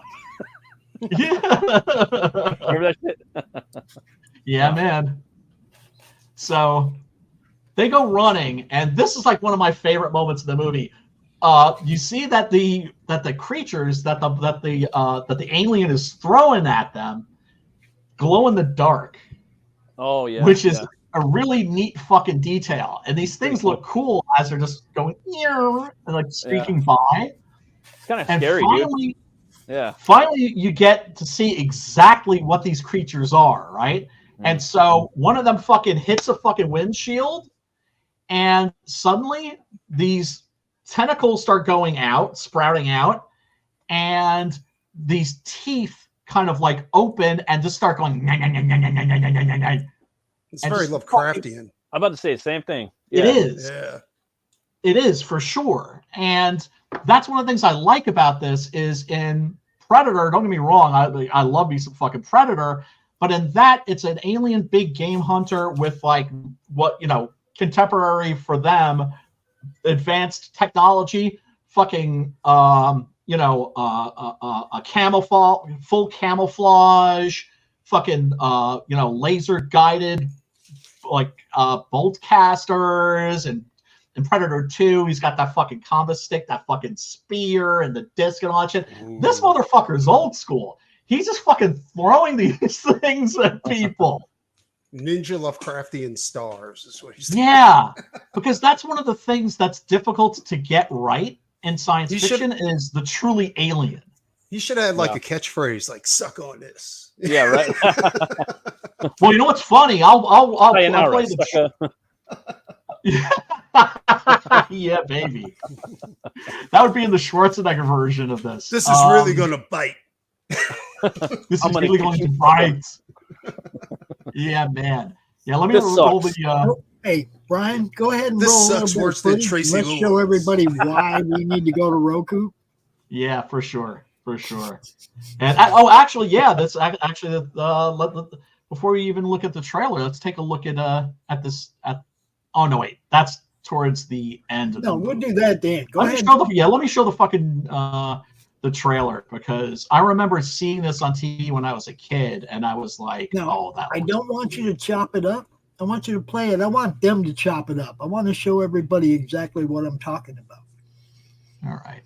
Let's see. Oh, yeah. One of the things that's interesting also about this is the director of photography was Dean Cundey, which is to say the guy who shot this is the same guy who shot all of John Carpenter's movies. Like the classic John Carpenter movies. Let's check the hunting season has begun. But the hunter isn't human. Only the prey are. What's funny is I've never heard of this movie. Yeah, me neither. It's obscure. Yeah. It's obscure. It was like a drive-in movie. I saw it in Fangoria magazine. You know, when I was a kid, I saw the trailer. There was a TV commercial, a TV spot for it, and then I guess it never played any major screens. I think this was mostly just like a drive-in and a grindhouse movie. And then it showed up on HBO like really quickly, and I watched it every single time they fucking aired it. And it's cool too because it's like a traditional like alien movie, you know. Oh, like, without a doubt. With the big head and the eyes, like a giant gray, but it's like a fucking he's a horror, almost like a slasher, but not really, you know. Oh, for sure. Yeah, and this is funny too because this is the original title. It came without warning. That's what she said. That's what she. Right? Is this about teenagers? Yeah. So they wisely shorten the title to just without. Came without warning. That's one of those things where you're just like, wait, like, how did this get like? Didn't anybody point this out? It's like Man Thing, right? It was like Man Thing, really? Warning. And I love me some Man Thing. But, our friends are dead. There goes David. Terror. Not a horrible creature. Come on. You're chasing me. Because when it leaves this planet, no one may be left alive. Look, I'm warning you. Yeah, there's Martin Landau chewing up the fucking scenery. Do not fuck with that guy. Him, he does tweaked like nobody else. And his character in this, who's called the Sarge, he's like a shell-shocked Vietnam veteran who also seems to have schizophrenia. When they start eating on you, don't come to me for help. There's Palance, of course. The two of them also did another, like Matt, if you like this, look for a movie called Alone in the Dark. Because that's got like the two of them as like escapees from a insane asylum who go on like a killing spree. Oh, it's brutal. Yeah, he has a way of they just bust, like when he gets hit by these things, he just busts out his fucking hunting knife and just starts fucking shanking the things and just like pulling them off of his body. And there's this moment where one of the tentacles is just stretching and stretching, and it makes this fucking sound, man. I think maybe you hear it. Yeah. Listen for that again. It's so gnarly. Like a whistle. A few trophies. You know what? Right now, you and me, we are the prize game. The hunter. What up, Crystal? The hunted. I gotta see his Dracula, man. I still never seen it. Oh, very faithful to the novel. No shit. No, I shouldn't say that. No, I shouldn't say that. I shouldn't say that. Okay. Actually, one of the things you definitely should check that out because that changed the Dracula mythology. Kind of like, you know how like silver was never a thing with werewolves until the Wolfman? Yeah. Like it was never anywhere in folklore. It was totally made up by this screenwriter. Very much a similar thing. Oh yeah, well, yeah. What was my point? Werewolves wasn't like a creature, like a monster, like in folklore. It was always something good, right? Like especially in Norwegians. Like the medieval European werewolf is usually somebody that's been cursed or they made a pact with the devil. And the way you would turn into a werewolf would be by rubbing a witch's salve on your chest or by drinking water out of a wolf's footprint. I could have swore I've seen something where they were supposed to be witch hunters or something like that. Like, no, not in folklore. Not in folklore. No way. Werewolves are always bad. Always bad. But yeah, what was I going to say about the Jack Palance Dracula? That was written by Richard Matheson, and that has the first time that the subplot of Dracula, of Mina Harker being like the reincarnation of Dracula's lost love. That was invented in that. Oh, okay. Yeah, because that's nowhere in the Bram Stoker novel. The thing that preys on human fear and feeds on human flesh. Actually, it doesn't. All right, my friends. From deepest of space it came. What are you cutting out on us, you traitor? I got to head out. I just finished. No problem. Thanks for hanging out. I've been working on a 6-gun gorilla page. So snap! What? Yeah. What? Yeah, you want to say what? Hell yeah! No, not interested. Oh hell damn! Oh, that's what's up. Oh yeah, that's dope, dude. I gotta change. I'm out of here. Now. I'll see you Monday, Matt, and I'll see you later on, Brian. Y'all take it easy. Take it on, Peace out, Preston. Good seeing you, man. Ladies and gentlemen, that was a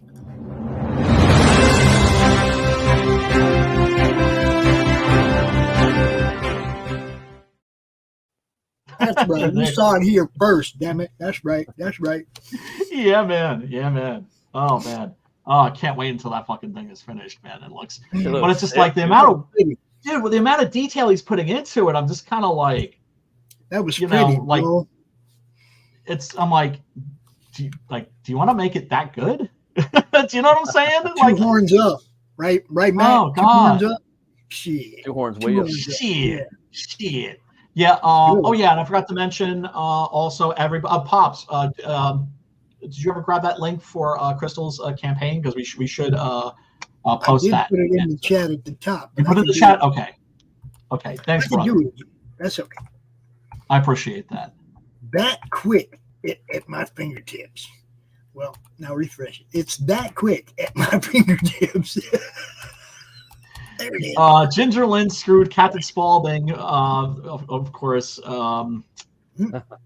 What's his face? I'm trying to remember the name of the Sid Haig. Haig. Yeah. She's in that. She's also in Wing Commander 3. And she's one of 2 romantic choices you can go with in Wing Commander 3. So, I ain't gonna lie, Ginger, when I was young and porn was new, I ain't gonna lie, Ginger was oh my God, the girl next door. You know, she wasn't. She was wasn't. young. She was young. Yeah, you know what I'm saying. Yeah. She wasn't like intimidatingly hot. You know, she was just a naughty girl. That's all. Good. Yeah, that's a great. Yeah. This was the image that really stuck in my head. Like this right here, the alien throwing the flying monster at the screen, and then it turns into the title. How far into the movie is it before you actually see the alien go? I would say it's about at the 1 hour point. That's about 2/3 in. You finally see the bad guy. Yeah. Yeah, and you get a really, really good look at him too, because when you've got Rick Baker doing the fucking special effects, he didn't do all the effects, but he did all of the alien stuff. And first you just see his fingers, which are just blue. Yeah. It's creepy as fuck. Really creepy, because like this is when he gets sort of serial killery, right? Because this chick also is very much, when you first meet her, you could tell a final girl for sure. And no, wait, that's not where we first see him. We first see him, yes, right there. Yeah, that's pretty scary right there. Like, ooh, like jumpy. Yeah. And I would think that was a statue or something till it moved. I'd be like, man, what is this? It's a kind of a prop. It's like a mascot from a metal album. Yeah, Yep. I mean, you know what I mean? It almost looks like a wax figure as opposed to a live. Looks good though. It looks good on camera too. Oh, it looks amazing. It looks amazing. Yeah. Actually, let me show a little clip of Dean Cundey, which is from the Blu-ray, I believe, talking about like how he shot the monster.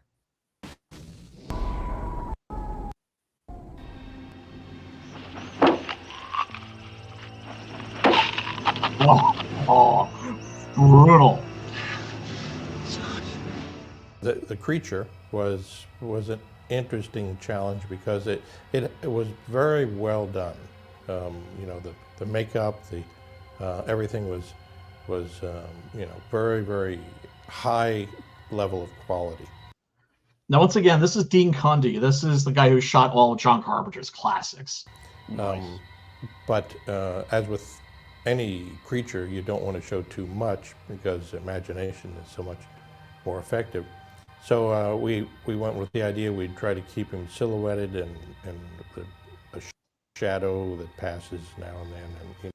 Yeah, with the mist and everything. Oh, it's just so cool. It's scary, dude. That kind of thing. So tall. I mean, really scary, right? Yeah. Because it's cooler than the shot of him in the apartment, all lit up.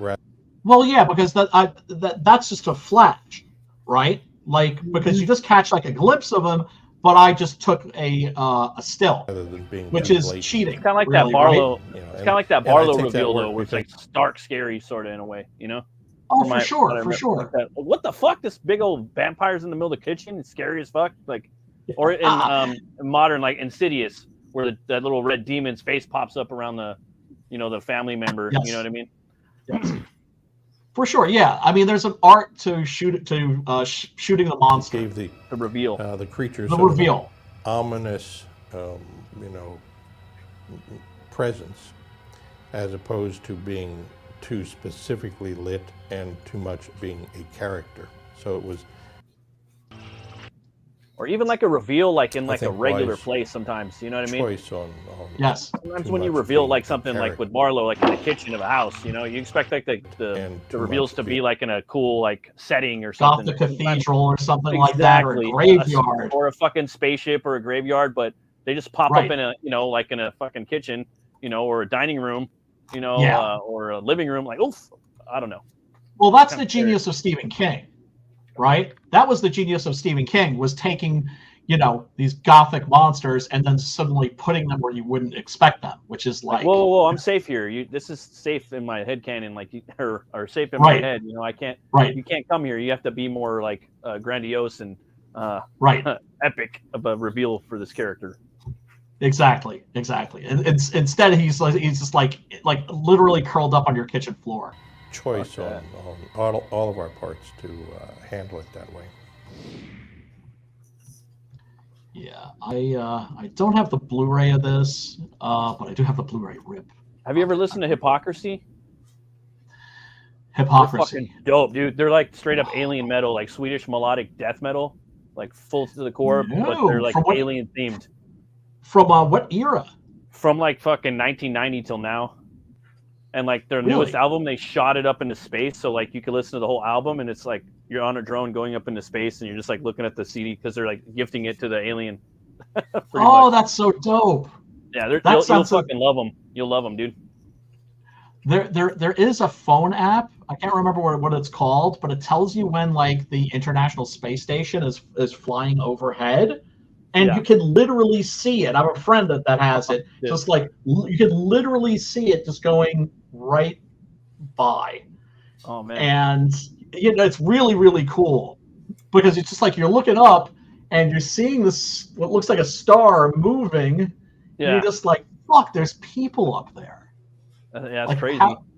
It is. That band, they like every album though, they have like the Greys. Like in the new one, it's called I forgot what it's called, but it's got the pyramids in it. You know, like the and sometimes they'll have an alien like mixed with a demon, or sometimes they'll just straight up have the Greys. Like every cover, it's a fucking typically like a Grey prototype, but then they kind of spin it a little bit, and then they usually have like an alien type song, like with conspiracies and just straightforward alien shit too. But pretty dope. So they're hanging out. They're not hanging out in the graveyard. They're hanging out in the Area 51.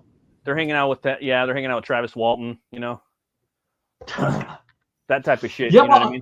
Yeah, well, I mean, it's insane. All the revelations. Like the government is telling us aliens have been here, and we have their bodies and their technology. We have like one of their spacecraft, and you know what makes me suspicious is just like why now, right? Like this is very interesting because whenever anything like that, whenever anything happens these days, what's your natural reaction? It's okay. What's this?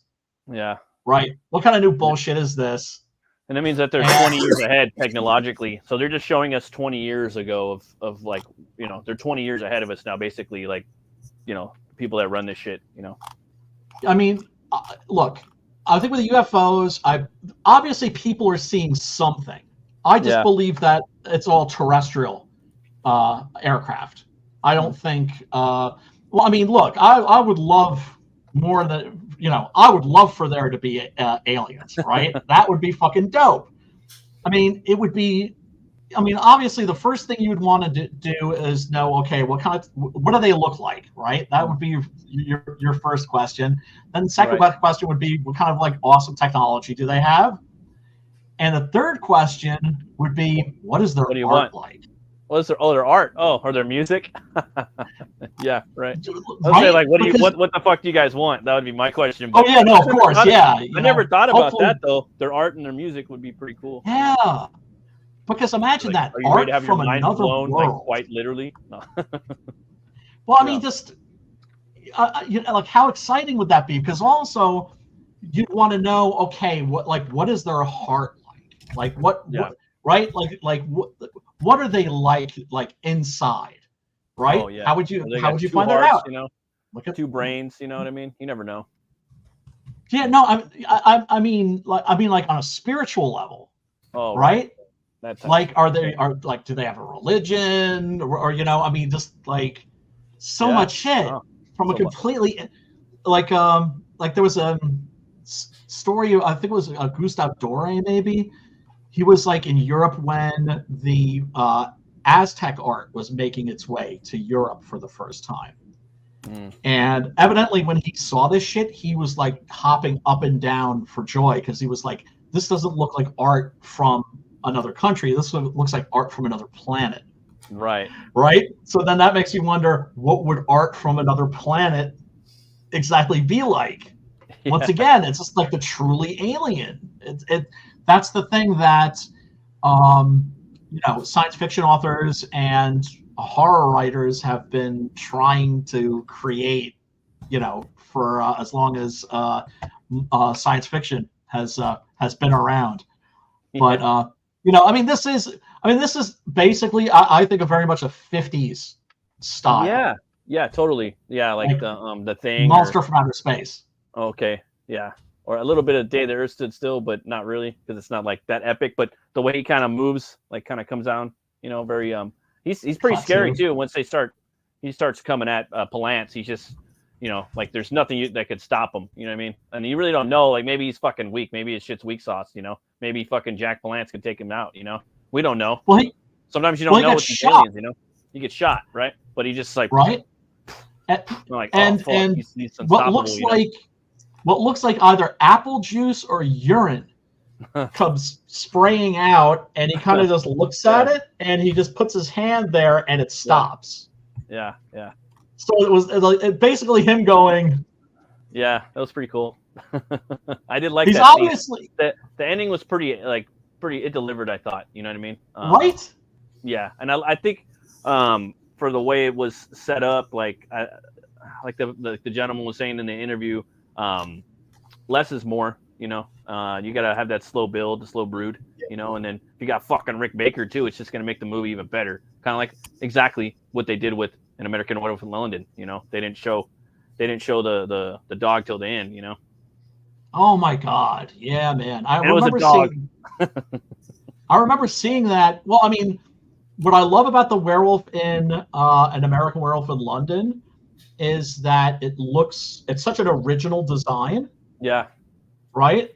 Because it's on all fours, but then it's got like a shortened snout. Yeah. And it just looks unnatural. It's like big fucking demon dog. It looks like, dude, a real dog almost. Like it could exist. Like it's the Beast of Jeverdon or something, Yeah. It's incredible. I mean, and then it's interesting because that came out at the same time as The Howling, and the effects in that were by Rob Bottin, who was Rick Baker's protege. The apprentice, yeah.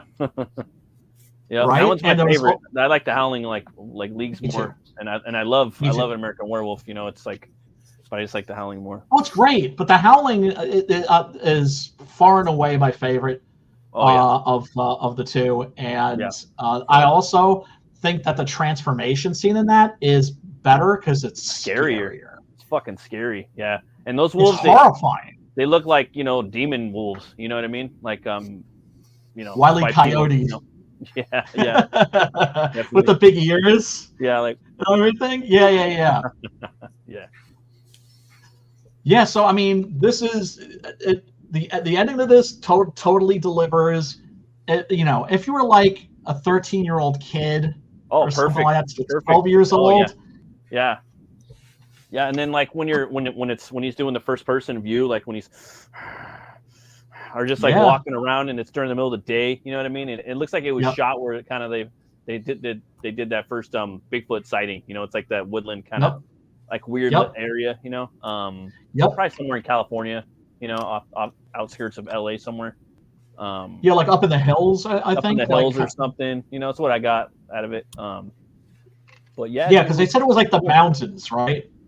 Yeah, and then like after watching it, because sometimes you watch horror movies and you don't know where they're going and stuff like that, and now it's like, you know what? There's a little cheesy little parts here and there, you know what I mean? But then there's a lot of charm to it, and I know where it's going and what's to expect, and I think I like the movie now even more after reflecting on it, and I know I watched it again, like, I know what to expect. It's just fucking dope, So you enjoyed this? You would give this a recommend? Oh, fucking two horns way up, and then I would when your kids come to like a respectable age, they could probably watch it. I know there's a lot of the fucking some of the the little raunchy scenes in it, but not so much. I don't think there was really too much in there. Like not at all. And there's no nudity either. Yeah, I don't think there is. Yeah, I didn't think there was. So this is proper. proper like. This would be proper for like I think maybe 13, 14. For sure. 13? For sure. Yeah. 100%. 13. Yeah. Right. Yeah, I would say. Everybody. If you're a parent, remember age appropriate horror movie education. Mm-hmm. Yeah. And right? I mean, it's hard too, though. It's hard even like because you could show them little fluffy shit, and YouTube's gonna show them whatever the fuck they want, like on a commercial, or they're gonna autoplay it, So, but my kids, man, they're all ready for Halloween, bro. My son, he loves spiders. He wants to build a big spider, He just loves spiders. I don't know. Dude. Spider-Man too, Venom. He wants this big Venom for his birthday. I look like there are 2 times of the year when I become very jealous of parents, right? Of people that have little kids, Christmas, but most of all, fucking Halloween. Oh yeah, dude. Like it's like it's Halloween. It's Halloween now over here. It starts up basically in the summer. Well, I was gonna say something, dude. Have already got like Halloween shit. I was gonna say, dude, I picked up the Cryptidnals. I don't know if you saw my post, but I got the floppy, and fuck yeah, for $5. I haven't really, but yeah, dude, they printed my fan art right here in there. Oh hell yeah! Because it's a horror club, and yeah, it was this piece right here. They did a shout out for me. It was this one I did, and sweet. Yeah, man, it's pretty yeah, the man awesome dog. That they did that. So awesome. Thought I would throw that in. Yeah, well, there. we love those dudes. Yeah, we love those dudes. Yeah, and still you haven't gotten fucking Ray or any of those motherfuckers on to do like a Santo. No. one day. Yeah, like, I know he's busy, but yeah. They're real busy doing a bunch of shit. But one day, I'm gonna try to. I think they're gonna be around here next month sometime doing at a Mexican museum, I think, if I'm not mistaken. Really? Something like that. Yeah, they're going to be slinging their book. So I'm going to try to go down there and meet up with them. Hell yeah. But we'll see. I love those dudes, man. Yep. I love those dudes. What did you want to watch next? Ray is so fucking... Oh, I don't know. But yeah, no, I was just going to say Ray is like the most underrated writer in our scene. Like, without a fucking question. So are you, bro. So are you, man. No, I mean, like, people, I'm not gonna lie. I love when people say that shit, right? Just like I'm just not good at taking compliments, right? I'm learning though, but my friends usually have to go, Brian, shut the fuck up. Take a fucking compliment.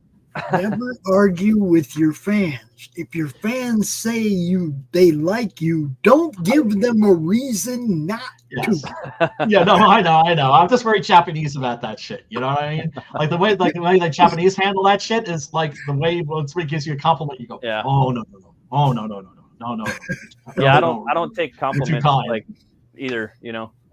For anything. Yeah, but you still love hearing them, right? There's still like moments where you're just kind of like, people are always telling me, thank you and stuff for the stuff I do, and it's like, okay, I've been doing it for 4 years. You guys know this is what I do.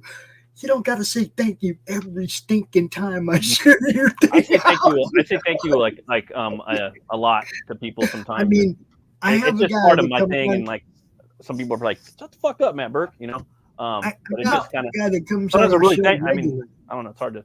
Well, I mean, that's no. I mean, that's why. Also, it's just like since I have a reputation for like being a good writer, I also want to use like that to point the finger at other people that maybe aren't getting like the attention that that they so richly deserve. And the Cryptidnals, that was easily book of the fucking year. Book of the fucking year. It's fun. Good stuff. I liked it a lot. It was a fun, read. So much. I actually went back and reread it again. I mean, and then the new book's got like the dark light in the back too. So. Oh, that's right. There's new shit in there. Yeah. God damn it. Yeah, see, I haven't had any money, so I haven't been able to buy any of this shit. Yeah, no, and it was $5. So, of course, I live in an area. So, well, I approached one of the like the comic book stores here. One of them sells American comics, and it's a little dirty corner all the way in the back. It's literally a corner, right, all the way in the back. Yeah, you have to have ordered special for you too. Yeah. But I was, because I was just like, it's just like, oh, local comic book store. Let me tell them, oh, are you aware of the crypt signals? Right. Yeah. But it's just like they're just not interested. They're just not interested. It's just like I said, I live just 15 minutes out of New York City, right? Yeah. The home, the birthplace of DC Comics, Marvel Comics, the American comic book industry is from around here, and a lot of people from that old comic book industry live around here. Oh, and cool. The comic book stores don't sell American comics. And there's 5 of them, and none of them sell comics. It's pretty disrespectful. Oh, it's heartbreaking. It's heartbreaking. Oh, look at Rocky. Oh, what's up, little Rocky? What up, Rock? Well, guys, I'm about to go right now. I got a rated radio on Open the Gates in about 5 minutes, and I got to go grab my brewski. Who you got on there again? Rated Radio. He's talking about How to Die 2 on Kickstarter. Oh, okay. Excellent. Excellent. So, all right. Thank you. Thanks for having me on. I really appreciate it. Always. Oh, dude. Thank you. And thank you. Anytime. And yeah, we'll figure out what to watch next week. We'll hopefully we'll figure it out. Good chat. All right. Peace out, brother. You guys. Peace. Love you Good guys. seeing you. You too. Likewise. Everybody, after this, go and check out Matt. And if you miss it, it'll be replayed on the Madness Network on the weekend. Yes. Because that's what we do. I was going to say, we have one of the regulars that comes on the show all the time. And after every show, he sends me a message. He says, "Thanks, Pops, for the invite." And I'm like, God damn it, dude, you're a regular. You don't need to thank me anymore. You thank you for being part of what we do. You know? Right. Yeah, no, but don't tell me you don't still appreciate that shit. Yeah, I love these guys, man. I love all of them. Yeah, man. Yeah, looking forward to the Roku channel kickoff party. I did a little pre-launch show earlier today and kind of ran through the campaign and explained some stuff.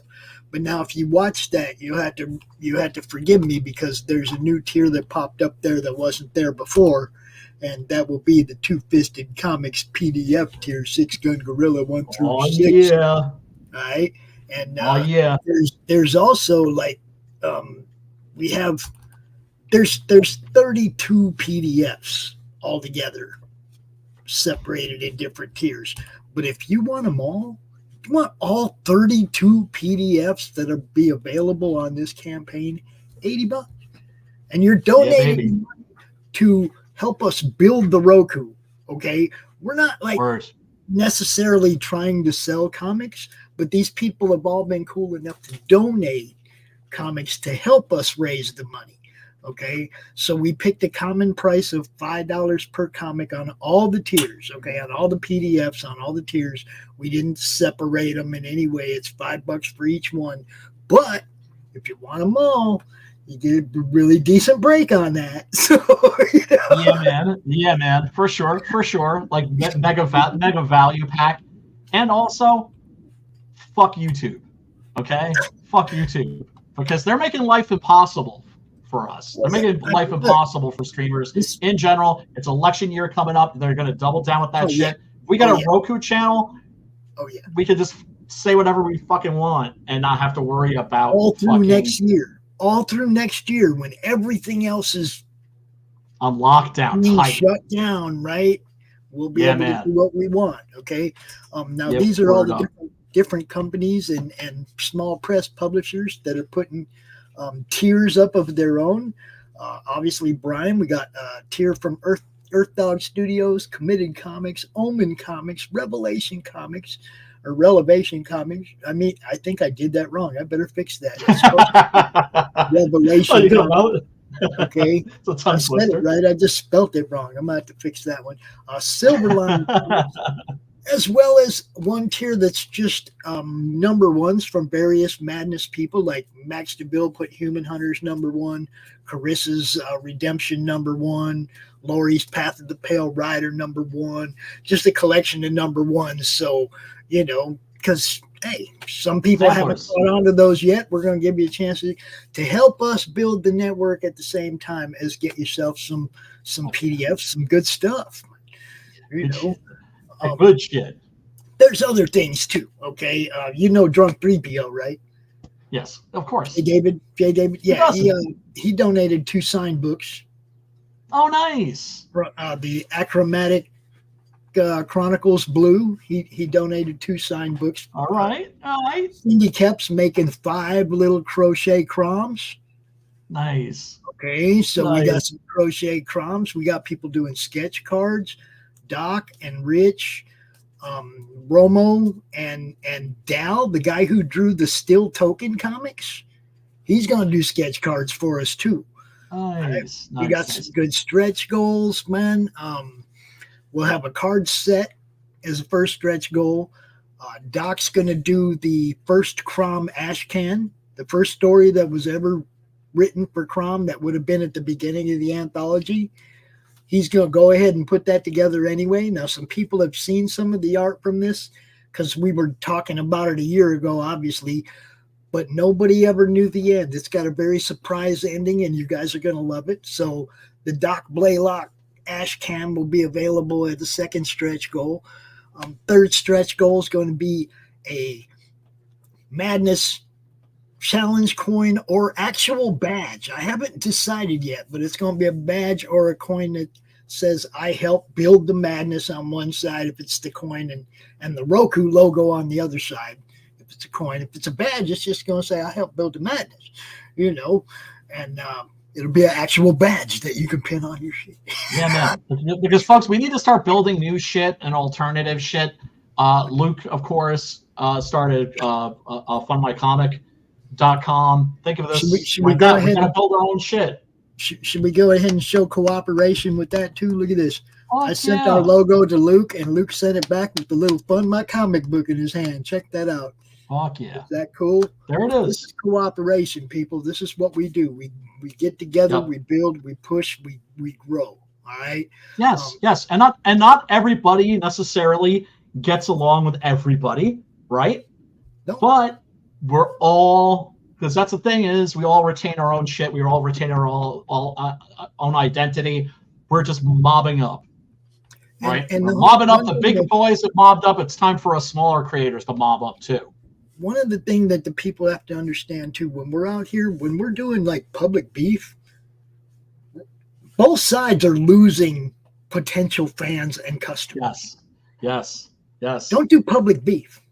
Yes. Keep that No shit drama. in your inbox, yo. You got a problem with somebody, keep that in your inbox. As soon as it's out there and it's public, you're turning some people off. It just hurts this whole scene.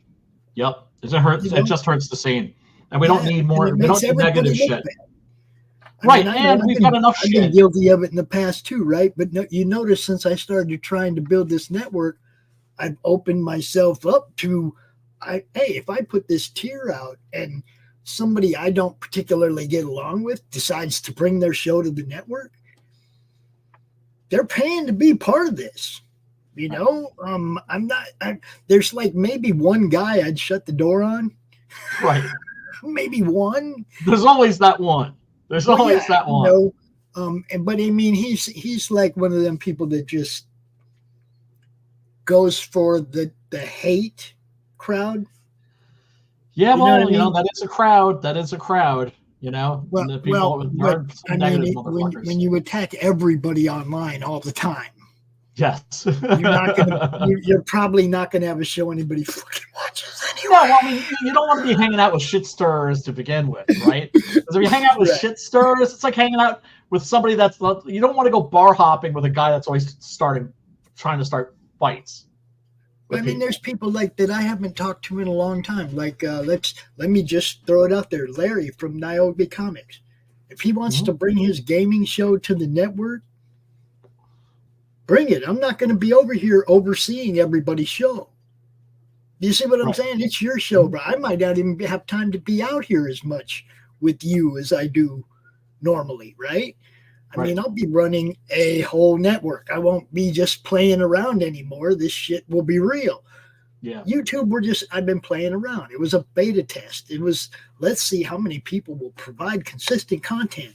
And if this works, if people actually provide consistent content, I'll take it to a platform where we can actually try and make us a little money and get you guys seen in front of a completely different audience that doesn't YouTube. And not worry about fucking YouTube fucking, censoring us and us having to fucking talk baby talk, And one of the other things use all these like weird euphemisms and shit. One of the other things that's really great about this show in particular, and our already having a footprint, already having our foot in the door over there at Roku, is the American Horrors channel. Hart Fisher is a friend of ours. Yeah, Hart Fisher's already asked me, send him an ad. He'll start playing it right now. Well, I don't necessarily want to send him an ad till I know we're funded. Right. But as soon as we're funded, our ad's going to be playing on Roku 5 months before we even get up there, 4 months before we even get up there, guys. Oh, yeah. Okay?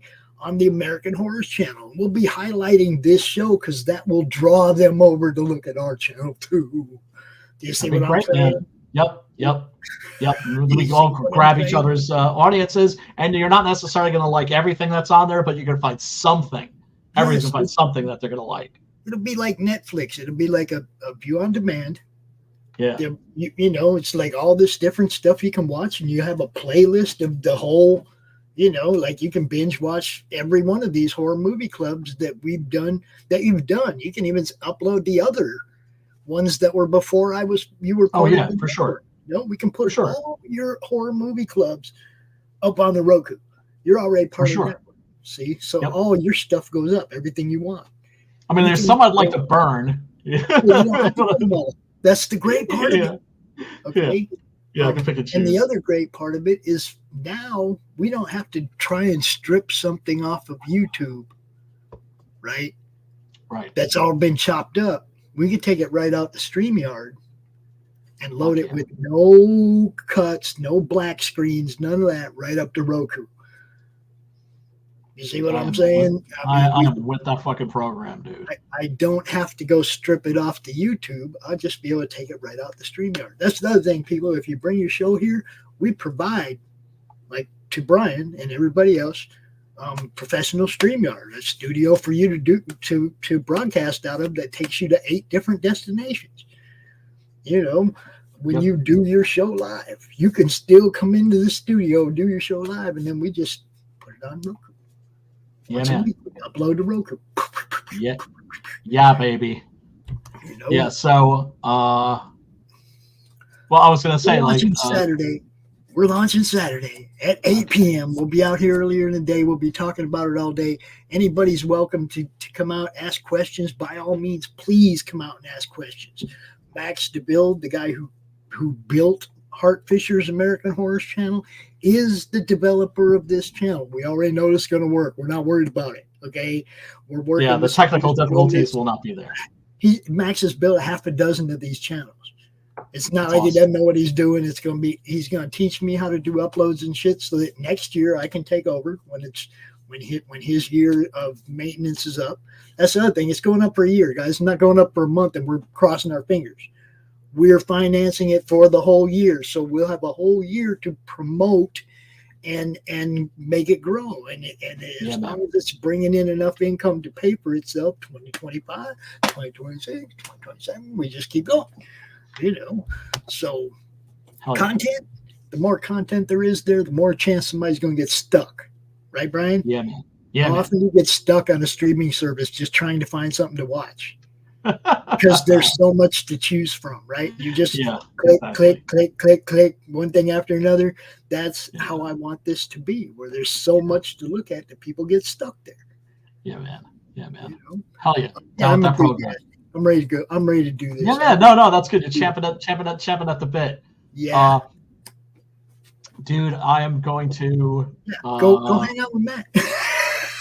Oh, well, no. Well, you know what? I'd probably hang out in the chat. I gotta fucking fix myself some fucking chow and fucking, just kick back, play some World War Z.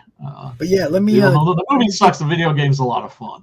Let me get you this date real quick. October 19th, I think is what he said. Let me see. Oh, for Pete? Yeah. Okay, awesome. Let me make sure that's what he said. And I did ask him what his favorite horror movie was, and he said that's a tough one. He'll think about it. Yeah, the 19th, 9 p.m. Horror Movie Club with Pete Zametti, guys. It's gonna be real. just if you can, just let them know. It's just like it could be anything that's not behind a paywall, right? Right. So, and that's a fuck ton. that's a lot. There's no shortage of great shit to choose from. Maybe he wants to give us a first choice, second, third, or something like that, because a lot of people, they don't even know about Tubi and Plex and all these other free streaming sites.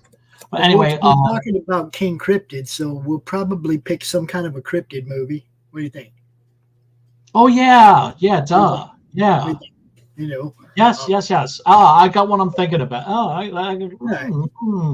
You think of something, and I'll present it to him, and it's like, because me, it's like I just want it to be a fun show and entertaining. So we'll be pimping King Cryptid. It'll be about halfway through the campaign, I think, maybe a little bit closer to the end of the campaign. So maybe we'll help him out, help him get some backers on that, and dude, talking about a movie. Right? Yeah, Preston and I could fucking bust his balls. Seriously, that's a good idea that I had. You could just ambush his ass. All right, Pops, do you want to take us out? On another madness show. I know. Oh yeah, I forgot to show off my T-shirt, man. It's an old Lower East Side special. Keep music evil. Let's show it off to then. Yeah, baby. Hell yeah. I am your papa. All right, brother. Do you want to take us out? Yeah, I'll play a few different things because we got different things to play. Okay. This has been a great time, Brian. Thanks, Matt. For sure. Thanks, good seeing you again, man. Everybody in the chat. You guys rock. Much love to you folks. We really do appreciate you, and we will catch you next week. And until then, peace, love, and metal.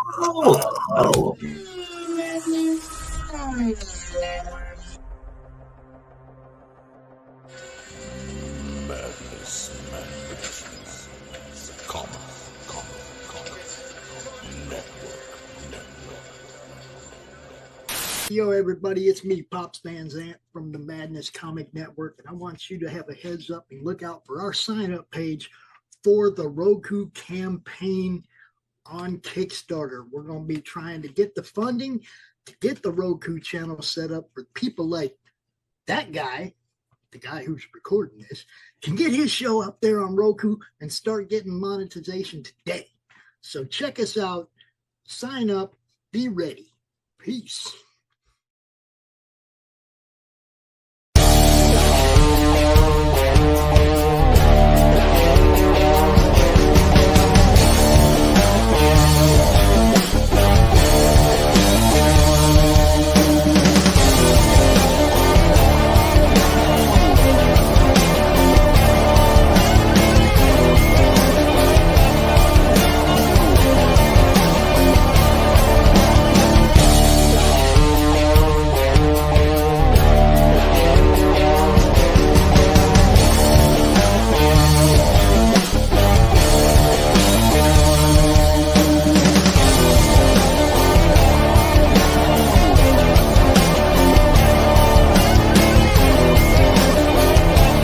Madness Entertainment Group presents the Madness Comic Network with original programming and additional comic-related content.